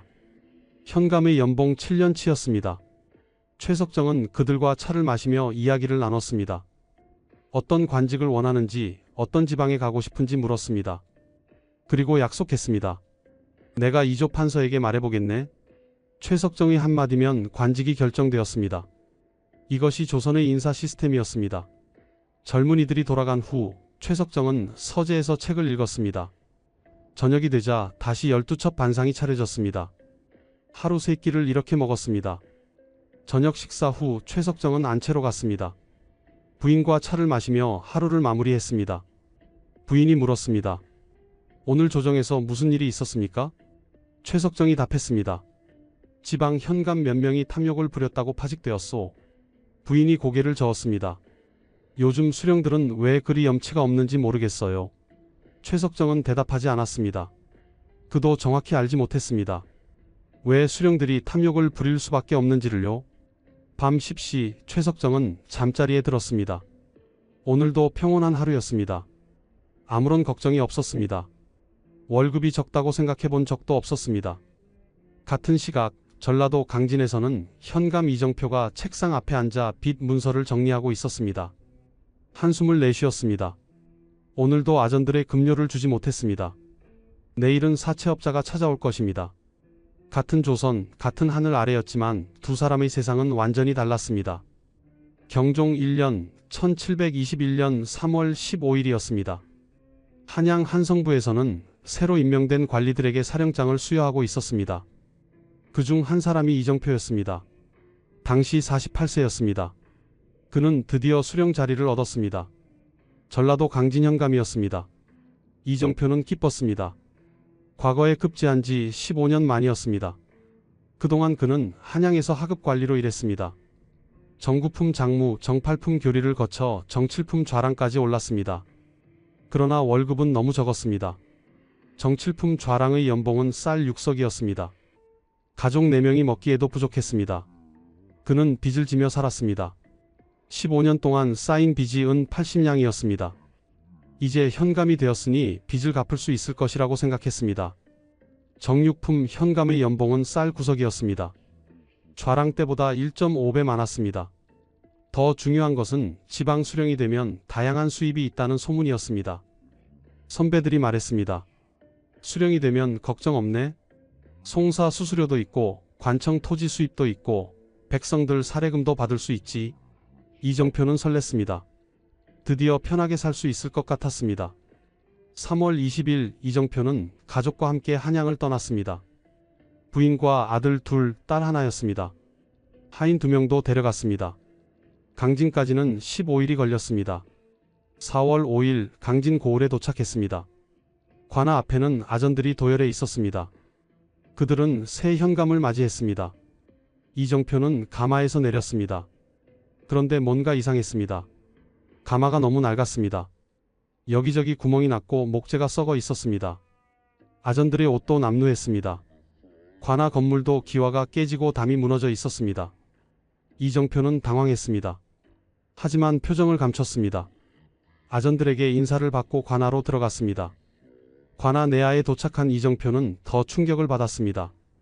현감이 머물 방이 있었는데 문짝이 떨어져 있었고 바닥은 쥐구멍이 숭숭 뚫려 있었습니다. 창호지는 찢어져 바람이 들어왔습니다. 부인이 울먹였습니다. 어르신, 이곳에서 어떻게 지냅니까? 이정표는 이를 악물었습니다. 곧 수리하면 돼요. 걱정 마시오. 그날 밤 이정표는 호방 아전 김덕필을 불렀습니다. 김덕필은 60세의 노련한 아전이었습니다. 그는 7명의 현감을 모셨습니다. 이정표가 물었습니다. 이 관아는 왜 이렇게 낡았소? 김덕필이 답했습니다. 대감, 수리할 돈이 없습니다. 돈이 없다니? 관청 예산이 있지 않소? 관청 예산은 모두 중앙에 상납합니다. 남는 것이 없습니다. 그렇다면 누가 수리합니까? 현감께서 하셔야 합니다. 이정표는 어안이 벙벙했습니다. 내가? 내 돈으로? 예, 대감. 얼마나 듭니까? 대략 은 50냥쯤 됩니다. 이정표는 계산했습니다.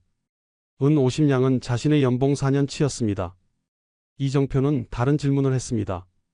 나는 현감으로서 가마를 타고 다녀야 하는데 이 낡은 가마를 계속 써야 합니까? 새 가마를 사셔야 합니다. 얼마입니까? 은 10냥입니다. 말은요? 나는 말을 타고 순시를 해야 하는데 말도 사셔야 합니다. 은 40냥입니다. 관복은요? 나는 관복이 하나밖에 없소. 여름옷, 겨울옷을 따로 준비하셔야 합니다. 각각 은 30냥씩입니다. 이정표는 숨이 막혔습니다. 지금까지 필요한 비용만 계산해도 은 160냥이었습니다. 자신의 연봉 13년치였습니다. 이정표는 떨리는 목소리로 물었습니다. 그렇다면 전임 현감들은 어떻게 했습니까? 김덕필은 잠시 침묵하다가 조심스럽게 말했습니다. 전임 현감들은 대부분 빚을 지셨습니다. 빚을? 예, 대감. 한양의 전당포에서 돈을 빌렸습니다. 혹은 고을의 부자에게서 빌렸습니다. 그 빚은 어떻게 갚습니까? 김덕필은 대답하지 않았습니다. 그저 고개를 숙였습니다. 이정표는 그 의미를 알았습니다. 백성에게서 받는다는 뜻이었습니다. 다음 날 이정표는 더 충격적인 사실을 알았습니다. 아전 30명의 급료를 현감이 지급해야 한다는 것이었습니다. 아전 한 명당 월 쌀 0.5석이었습니다. 30명이면 월 15석이었습니다. 이정표의 연봉 9석을 넘는 금액이었습니다. 사령 50명의 식비도 현감이 부담해야 했습니다. 사령 한 명당 월 쌀 0.3석이었습니다. 50명이면 월 15석이었습니다. 관노비 20명의 식비도 현감 부담이었습니다. 한 명당 월 쌀 0.2석, 총 월 4석이었습니다. 합치면 월 34석이었습니다. 연간 408석이었습니다. 이정표의 연봉은 9석이었습니다. 408석을 어떻게 마련합니까? 이정표는 김덕필에게 물었습니다. 합법적으로 쓸 수 있는 수입이 무엇입니까? 송사 수수료가 있습니다. 한 달에 보통 10건 정도 됩니다. 쌀 10석입니다. 그것만으로는 턱없이 부족하지 않습니까? 관청 토지가 있습니다. 30결입니다. 연간 수확이 60석, 절반을 소작인이 가져가니 30석입니다. 한 달로 나누면 2.5석입니다.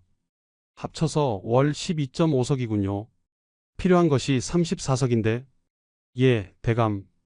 21.5석이 부족합니다. 연간으로 계산하면 258석입니다. 이것을 어떻게 마련합니까? 김덕필은 또 침묵했습니다. 이정표는 그날 밤 잠을 이룰 수 없었습니다. 계산을 해보았습니다.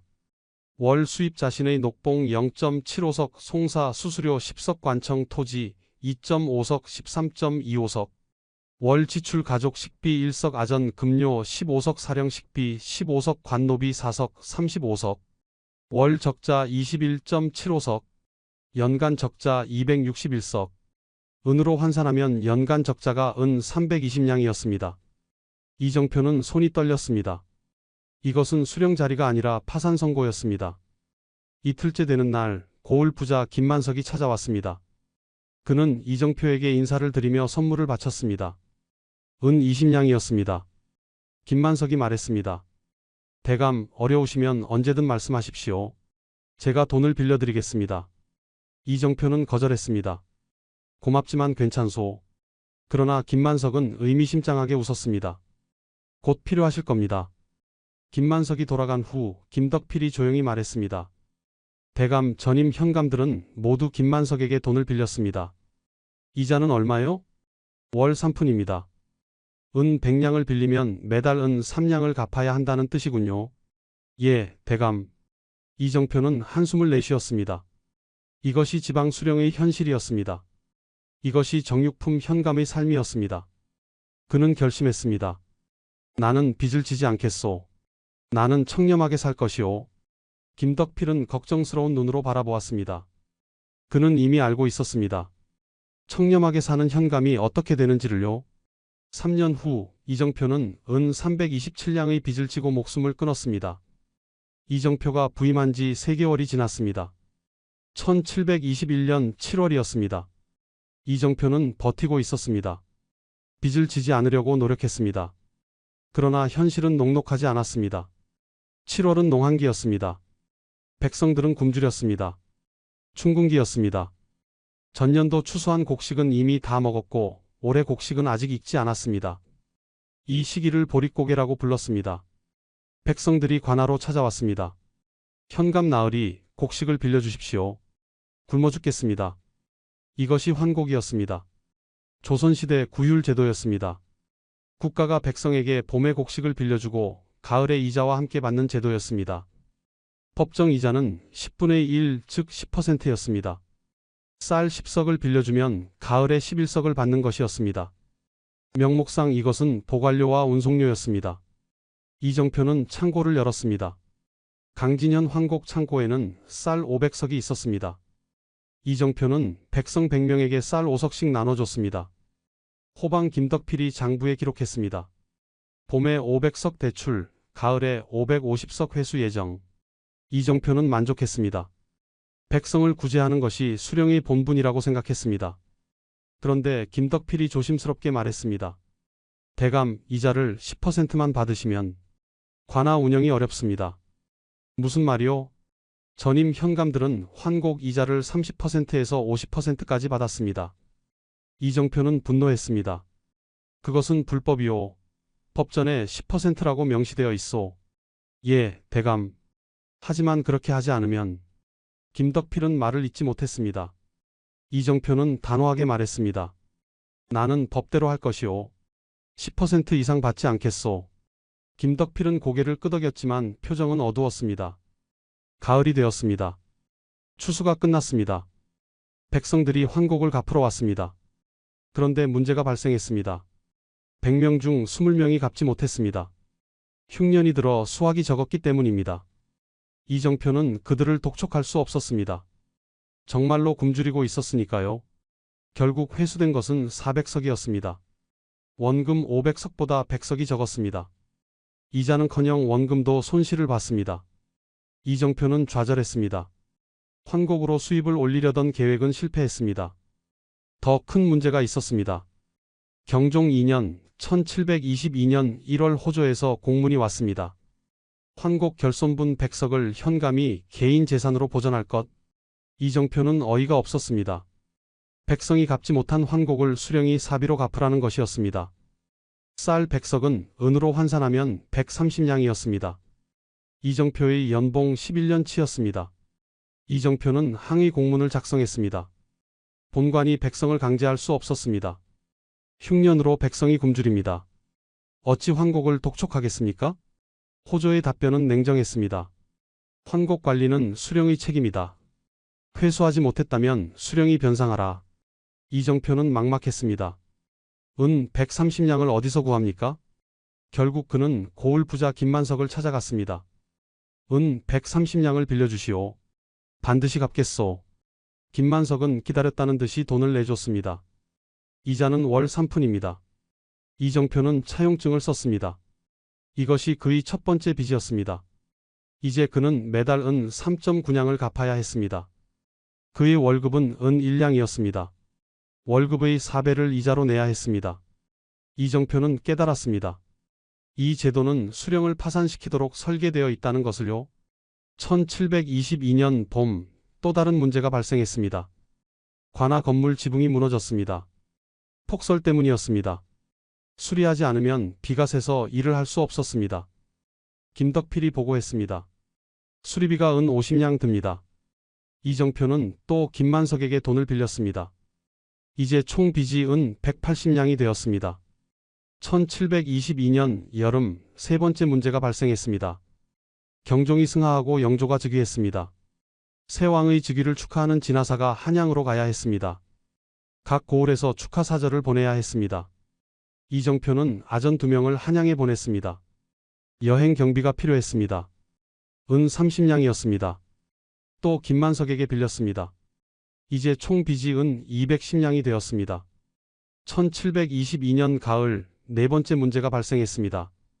암행어사가 온다는 소문이 돌았습니다. 관아를 점검할 것이라고 했습니다. 관아가 너무 낡으면 현감의 책임을 물을 수 있었습니다. 이정표는 급히 관아를 단장했습니다. 기와를 갈고 벽을 새로 바르고 문짝을 교체했습니다. 은 40냥이 들었습니다. 또 빚을 졌습니다.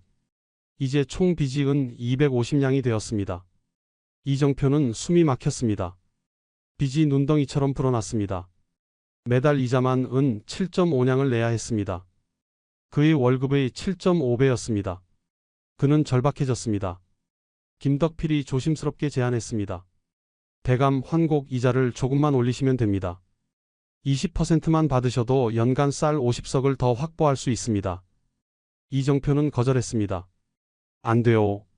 그것은 불법이요. 대감, 다른 고을은 모두 3050%를 받습니다. 우리 고을만 10%를 받으면 백성들이 좋아하지 않겠습니까? 좋아한다고? 예, 다른 고을보다 이자가 적으니 우리 백성들은 행복합니다. 이정표는 흔들렸습니다. 정말 그런 것일까? 다른 고을이 50%를 받는데 내가 20%만 받으면 그래도 착한 현감인 것 아닐까? 하지만 그는 고개를 저었습니다. 안 돼요. 법은 10%라고 했소. 나는 법을 지킬 것이오. 김덕필은 한숨을 내쉬었습니다. 1723년 봄 5번째 문제가 발생했습니다. 상급기관인 전라감영에서 공문이 왔습니다. 각 고을은 관찰사 순시 비용으로 은 50냥을 상납하라. 이것은 불법이었습니다. 법전 어디에도 이런 규정은 없었습니다. 하지만 거부할 수 없었습니다. 거부하면 인사불이익을 받았습니다. 이정표는 또 빚을 졌습니다. 이제 총 빚이 은 300냥이 되었습니다. 이정표는 밤마다 악몽을 꿨습니다. 빚쟁이들이 쫓아오는 꿈이었습니다. 그는 잠을 이룰 수 없었습니다. 그의 부인이 물었습니다. 어르신, 우리는 왜 이렇게 살아야 합니까? 한양에서는 가난했지만 그래도 빚은 없었습니다. 지금은 매일 빚만 늘어갑니다. 이정표는 대답할 수 없었습니다. 1723년 여름 이정표는 마지막 선택의 기로에 섰습니다. 김덕필이 또 제안했습니다. 대감, 부역을 돈으로 대신 받으시면 어떻겠습니까? 부역은 백성의 의무였습니다. 도로 수리, 제방 축조, 관아 보수 등의 노동력을 제공하는 것이었습니다. 그런데 일부 부자들은 돈을 내고 부역을 면제받았습니다. 법적으로는 허용되지 않았습니다. 하지만 관행적으로 이루어졌습니다. 이정표는 물었습니다. 얼마나 받을 수 있어? 부자 20명이 각각 은 2냥씩 낼 수 있습니다. 총 은 40냥입니다. 이정표는 고민했습니다. 은 40냥이면 빚 이자를 5개월 낼 수 있었습니다. 그는 결심했습니다. 좋소. 하되 대신 가난한 백성의 부역은 줄여주시오. 알겠습니다, 대감. 이정표는 자신에게 변명했습니다. 나는 부자에게서 받아서 가난한 사람을 도왔다. 이것은 정의로운 일이다. 하지만 마음 한구석이 무거웠습니다. 그는 선을 넘었습니다. 불법을 저질렀습니다. 그날 밤 이정표는 혼자 앉아 술을 마셨습니다. 눈물이 흘렀습니다.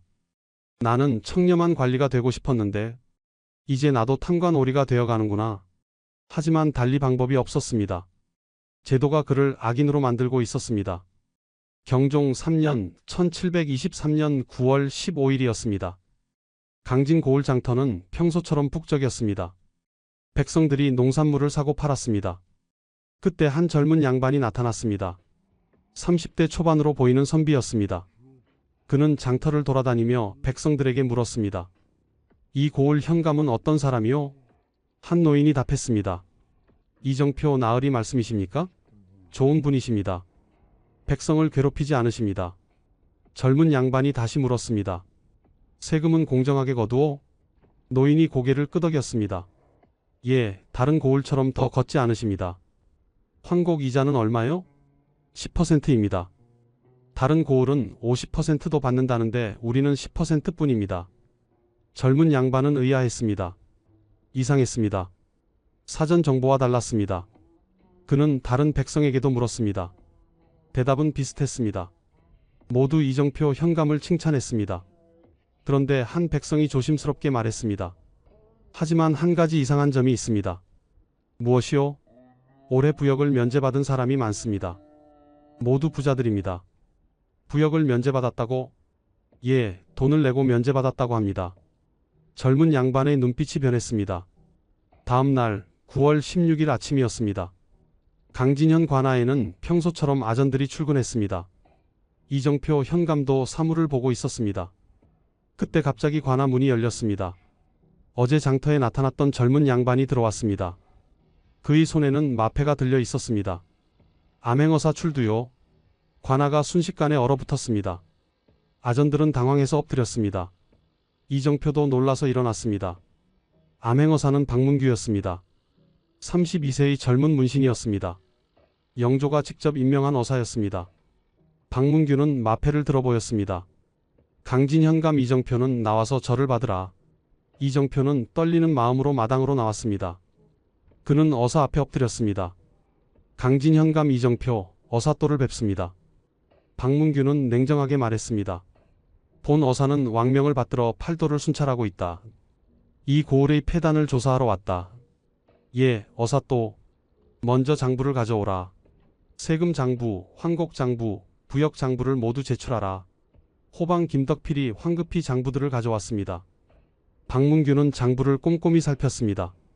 1시간이 지났습니다. 박문규는 고개를 들었습니다. 이상하다.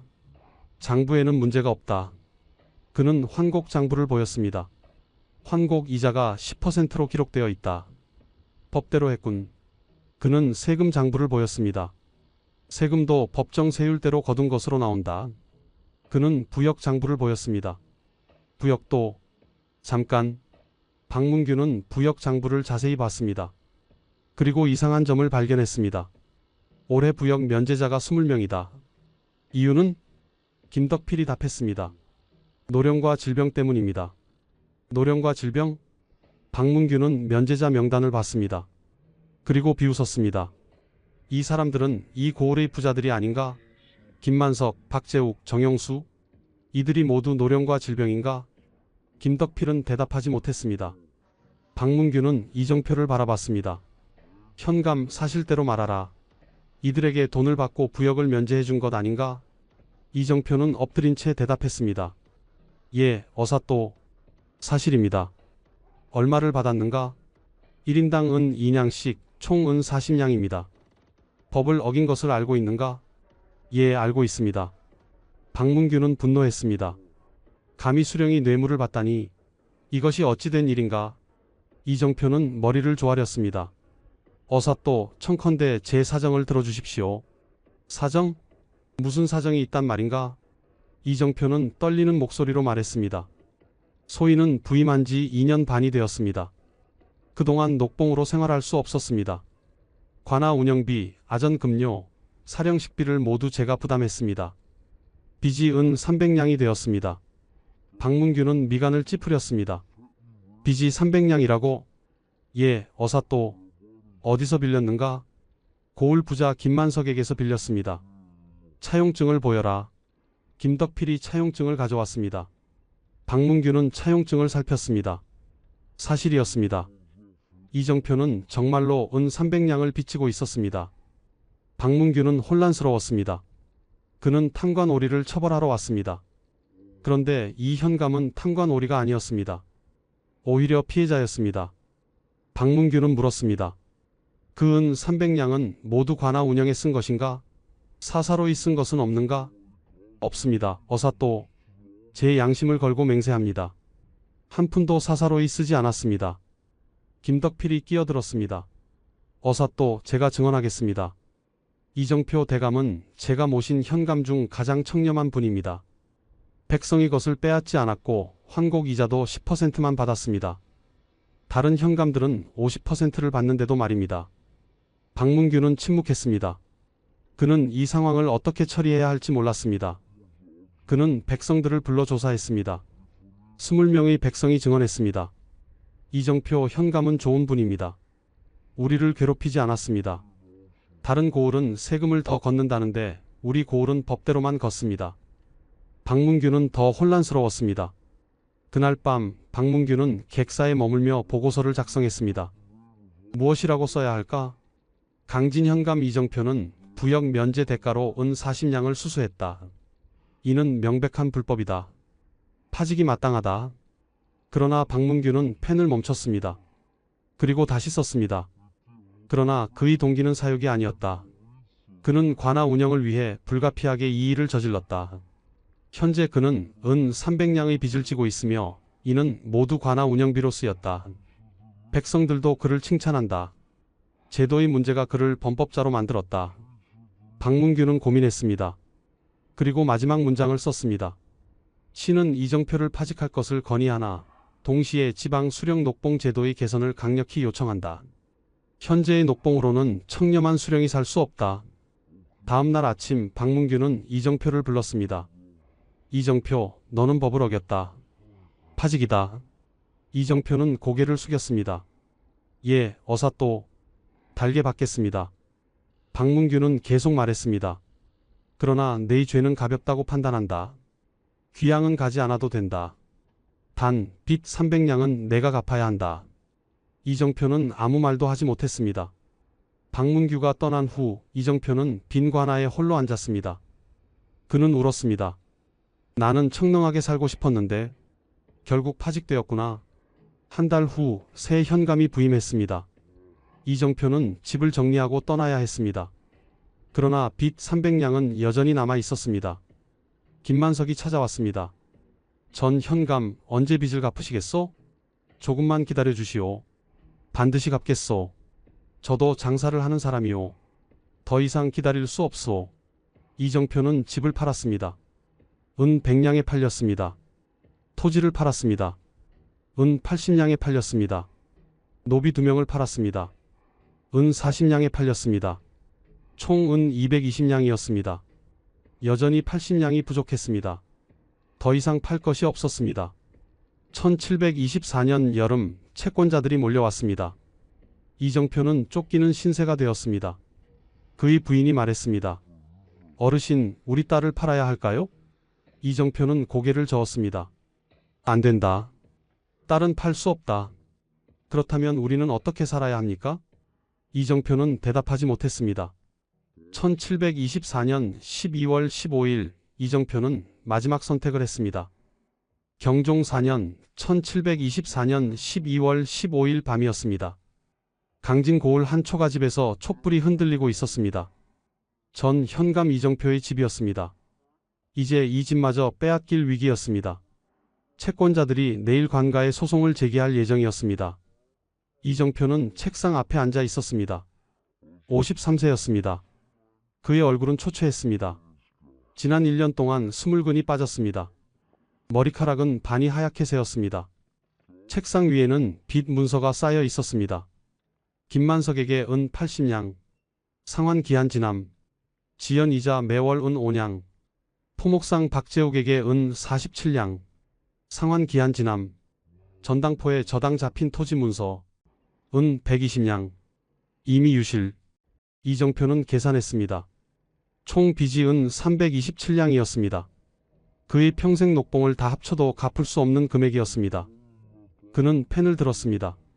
유서를 쓰기 시작했습니다. 나 이정표는 명종 16년 1672년에 태어났다. 아버지는 참봉 이응철이었고 어머니는 경주 김씨였다. 나는 평범한 양반 집안의 셋째 아들이었다. 그는 잠시 펜을 멈췄습니다. 어린 시절이 떠올랐습니다. 나는 어려서부터 학문을 좋아했다. 천자문을 5세에 떼었고 논어를 10세에 읽었다. 아버지는 나를 자랑스러워하셨다. 이정표는 눈물을 닦았습니다. 숙종 32년 1706년 나는 34세의 과거에 급제했다. 진사시에 합격했다. 그날이 내 인생에서 가장 행복한 날이었다. 아버지는 기뻐하셨고 어머니는 눈물을 흘리셨다. 그는 계속 썼습니다. 나는 정구품 장무로 관직 생활을 시작했다. 월급은 적었지만 나는 행복했다. 나라를 위해 일한다는 자부심이 있었다. 이정표는 다음 문장을 쓰기 전에 긴 한숨을 내쉬었습니다. 경종 1년 1721년 나는 전라도 강진현감으로 임명되었다. 49세였다. 드디어 수령이 되었다. 백성을 직접 다스릴 수 있다. 나는 설렜다. 좋은 수령이 되어 백성을 잘 살게 하고 싶었다. 그는 펜을 꽉 쥐었습니다. 그러나 현실은 달랐다. 수령의 녹봉은 연간 쌀 9석이었다. 그러나 관할을 운영하려면 연간 쌀 400석이 필요했다. 차액 391석을 어떻게 마련하란 말인가? 이정표는 책상을 쳤습니다. 탁 소리가 났습니다. 나는 청렴하게 살고자 했다. 백성의 것을 빼앗지 않으려 했다. 환곡 이자는 10%만 받았다. 법대로 했다. 세금도 법정 세율대로만 걷었다. 부역도 공정하게 시켰다. 그는 떨리는 손으로 계속 썼습니다. 그러나 청렴하게 살 수 없었다. 관아가 무너지면 수리해야 했다. 아전들에게 급료를 줘야 했다. 사령들을 먹여야 했다. 왕실에서 명령이 오면 따라야 했다. 모든 비용을 내가 부담해야 했다. 이정표는 눈물을 흘렸습니다. 나는 빚을 졌다. 처음에는 은 130냥이었다. 그러나 이자가 붙어 계속 늘어났다. 나는 관할을 운영하기 위해 더 빌렸다. 빚은 눈덩이처럼 불어났다. 은 200냥, 250냥, 300냥, 327냥. 그는 고개를 떨구었습니다. 경종 3년 1723년 암행어사가 왔다. 박문규 어사였다. 그는 나를 조사했다. 나는 부역 면제 대가로 은 40냥을 받은 것이 발각되었다. 법을 어긴 것이다. 나는 파직되었다. 이정표는 주먹으로 가슴을 쳤습니다. 나는 변명하고 싶지 않다. 나는 법을 어겼다. 그러나 묻고 싶다. 이 제도는 정당한가? 수령에게 책임만 주고 권한은 주지 않는 이 제도는 올바른가? 그는 분노로 떨었습니다. 수령은 관할을 운영해야 한다.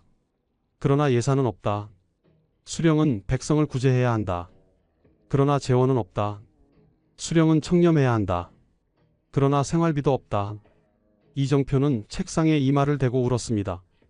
이것은 모순이다. 이것은 수령을 죽이는 제도다. 청렴한 수령은 파산하고 부정한 수령은 살아남는다. 이것이 조선의 제도다. 그는 고개를 들었습니다. 눈은 충혈되어 있었습니다. 나는 파직된 후 1년 동안 빚을 갚으려 노력했다. 집을 팔았다.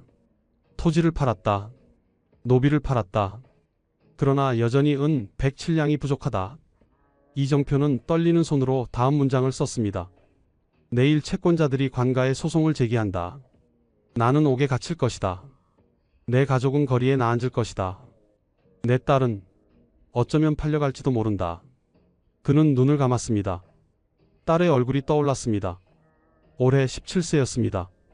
시집갈 나이였습니다. 그러나 이제 혼처를 찾을 수 없을 것입니다. 파산한 집안의 딸을 누가 받겠습니까? 이정표는 결심했습니다. 나는 더 이상 버틸 수 없다. 나는 가족에게 짐이 되고 싶지 않다. 내가 죽으면 빚이 탕감될 것이다. 가족들은 살 수 있을 것이다. 그는 마지막 문장을 썼습니다. 후세에 이 제도가 개선되기를 바란다. 청렴한 관리가 굶어 죽지 않는 세상이 오기를 바란다. 수령에게 책임을 주려면 권한도 줘야 한다. 녹봉을 주려면 충분히 줘야 한다. 제도가 사람을 죽여서는 안 된다. 이정표는 펜을 놓았습니다. 그는 천천히 일어났습니다. 방 안을 둘러봤습니다. 이곳에서의 마지막 밤이었습니다. 그는 품속에서 하얀 명주천을 꺼냈습니다. 어제 장터에서 샀습니다. 마지막 남은 돈으로 샀습니다. 이정표는 대청마루로 나갔습니다. 밤은 깊었습니다. 하늘에는 별이 빛났습니다. 그는 대들보를 올려다봤습니다. 미안하오, 부인. 미안하다, 아이들. 내가 무능해서 이렇게 되었소. 그는 명주천으로 올가미를 만들었습니다. 대들보에 걸었습니다. 그리고 목에 걸었습니다. 마지막 순간 그의 머릿속에 여러 장면이 스쳐갔습니다. 과거 급제하던 날, 아버지의 미소, 결혼하던 날, 부인의 수줍은 얼굴, 첫 아들이 태어나던 날, 아기의 울음소리, 강진현감으로 부임하던 날, 백성들의 환영, 그리고 오늘, 빚더미, 절망, 죽음. 이정표는 마지막으로 중얼거렸습니다. 나는 청렴하게 살고 싶었는데. 그는 발판을 걷어찼습니다. 다음 날 아침 1724년 12월 16일이었습니다. 이정표의 부인이 비명을 질렀습니다. 마당에서 남편의 시신을 발견했습니다. 소식은 빠르게 퍼졌습니다. 아전들이 달려왔습니다. 백성들이 모여들었습니다. 호방 김덕필은 울었습니다. 대감, 왜 이러셨습니까? 백성들도 울었습니다. 좋은 현감님이셨는데, 우리를 괴롭히지 않으셨는데, 새 현감이 왔습니다. 그는 시신을 보고 한숨을 내쉬었습니다. 또 한 명이 죽었구나. 김덕필이 물었습니다. 또요? 나도 전임지에서 이런 일을 봤다. 청렴한 수령이 빚을 못 갚고 자살했다. 새 현감은 쓸쓸하게 말했습니다. 이것이 수령의 운명이다. 부정을 저지르면 파직되고 청렴하면 파산한다. 그날 강진고을은 슬픔에 잠겼습니다. 백성들은 이정표를 위해 제사를 지냈습니다. 한 노인이 말했습니다. 저분은 좋은 양반이었다. 우리를 착취하지 않았다. 그런데 왜 죽어야 했는가? 아무도 대답하지 못했습니다. 한양에서는 이 소식이 조용히 묻혔습니다. 승정원 일기에 짧게 기록되었습니다. 전 강진현감 이정표 빚을 갚지 못해 자살. 그뿐이었습니다. 조정에서는 아무도 관심을 갖지 않았습니다. 영의정 이광자는 그날도 12첩 반상을 먹으며 하루를 시작했습니다. 그는 강진현감의 죽음을 몰랐습니다. 알았어도 관심을 갖지 않았을 것입니다. 조선의 제도는 계속되었습니다. 아무것도 바뀌지 않았습니다. 1725년 또 다른 현감이 자살했습니다. 충청도 서산군수였습니다.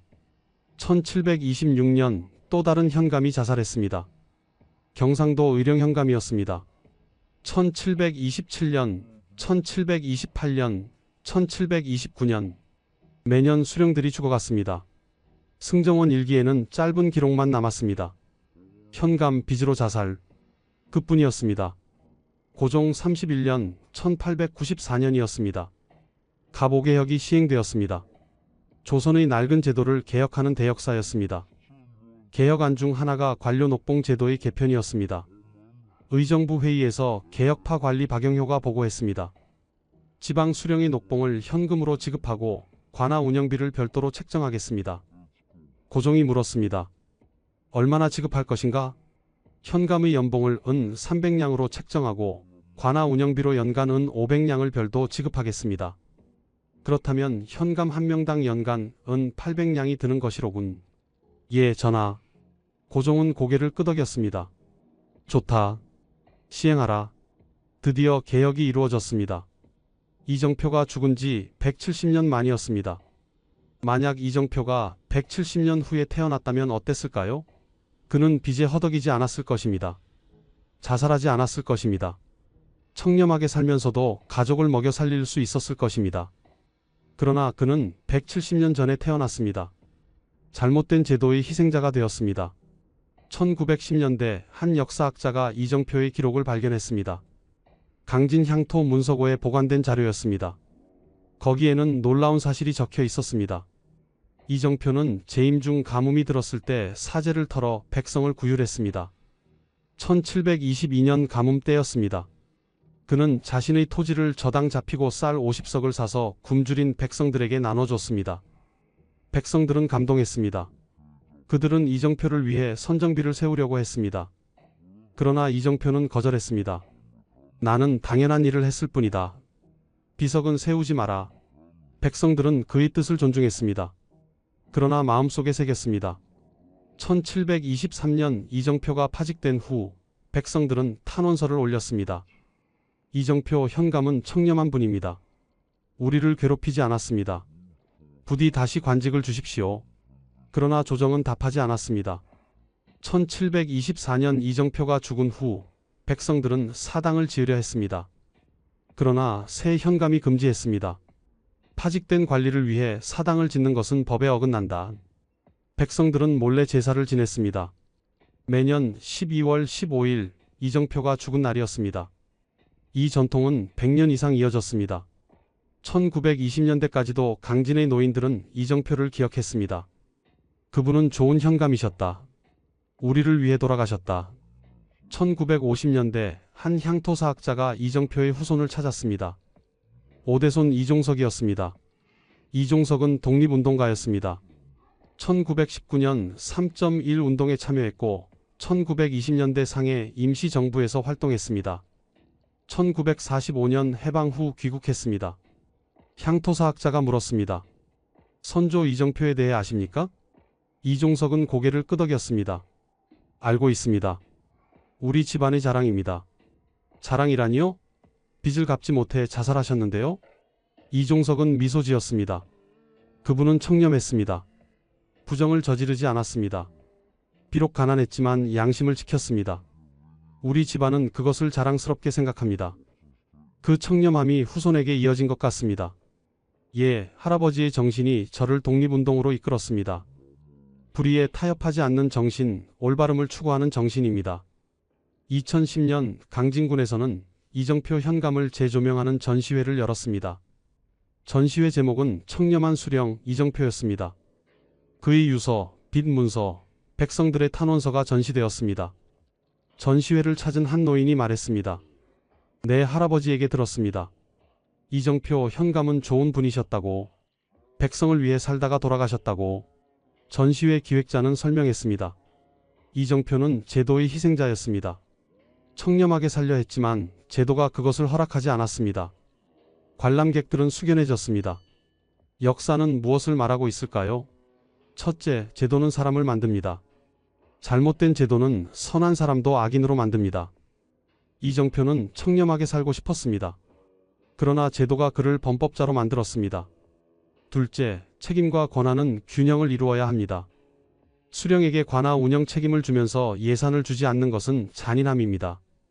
이것은 파산을 강요하는 것입니다. 셋째, 녹봉은 합당해야 합니다. 직책에 맞는 대우를 해야 합니다. 그래야 청렴한 사람이 공직에 올 수 있습니다. 넷째, 고위 관료는 현장을 이해해야 합니다. 한양의 정승들은 지방 수령의 현실을 몰랐습니다. 그들은 12첩 반상을 먹으면서 현감의 고통을 이해하지 못했습니다. 다섯째, 개혁은 시기를 놓치면 안 됩니다. 이정표가 죽은 후 170년 만에 제도가 바뀌었습니다. 너무 늦었습니다. 그 사이 수백 명의 수령이 죽었습니다. 조선은 이 제도를 300년 동안 유지했습니다. 그리고 많은 사람을 죽였습니다. 청렴한 사람을 죽이고 부정한 사람을 살렸습니다. 이것이 조선이 쇠퇴한 이유 중 하나였습니다. 좋은 사람이 떠나고 나쁜 사람이 남았습니다. 청렴한 수령은 파산하고 탐관오리는 불을 쌓았습니다. 이것이 반복되면서 조선의 지방 행정은 무너졌습니다. 백성들은 수령을 신뢰하지 않았습니다. 수령들도 백성을 착취할 수밖에 없었습니다. 악순환이었습니다. 이정표는 이 악순환을 끊으려 했습니다. 그는 청렴하게 살려 했습니다. 그러나 실패했습니다. 제도가 너무 강했습니다. 그러나 그의 정신은 사라지지 않았습니다. 후손에게 이어졌습니다. 백성들의 기억에 남았습니다. 그리고 오늘날 우리에게 교훈을 줍니다. 우리는 제도를 만듭니다. 그 제도는 사람의 삶을 결정합니다. 좋은 제도는 선한 사람이 살 수 있게 합니다. 나쁜 제도는 선한 사람을 죽입니다. 이정표는 1724년에 죽었습니다. 그러나 그의 이야기는 2024년에도 유효합니다. 300년이 지났지만 교훈은 변하지 않습니다. 직책에는 합당한 대우가 필요합니다. 책임에는 권한이 따라야 합니다. 청렴한 사람이 살 수 있는 세상을 만들어야 합니다. 지금까지 300년 전 공직자들의 녹봉 이야기였습니다. 이정표의 비극이 여러분께 작은 깨달음이 되기를 바랍니다. 제도는 사람을 만들고 역사는 교훈을 남깁니다. 구독과 좋아요는 영상 제작에 큰 힘이 됩니다. 다음 이야기에서 또 만나요.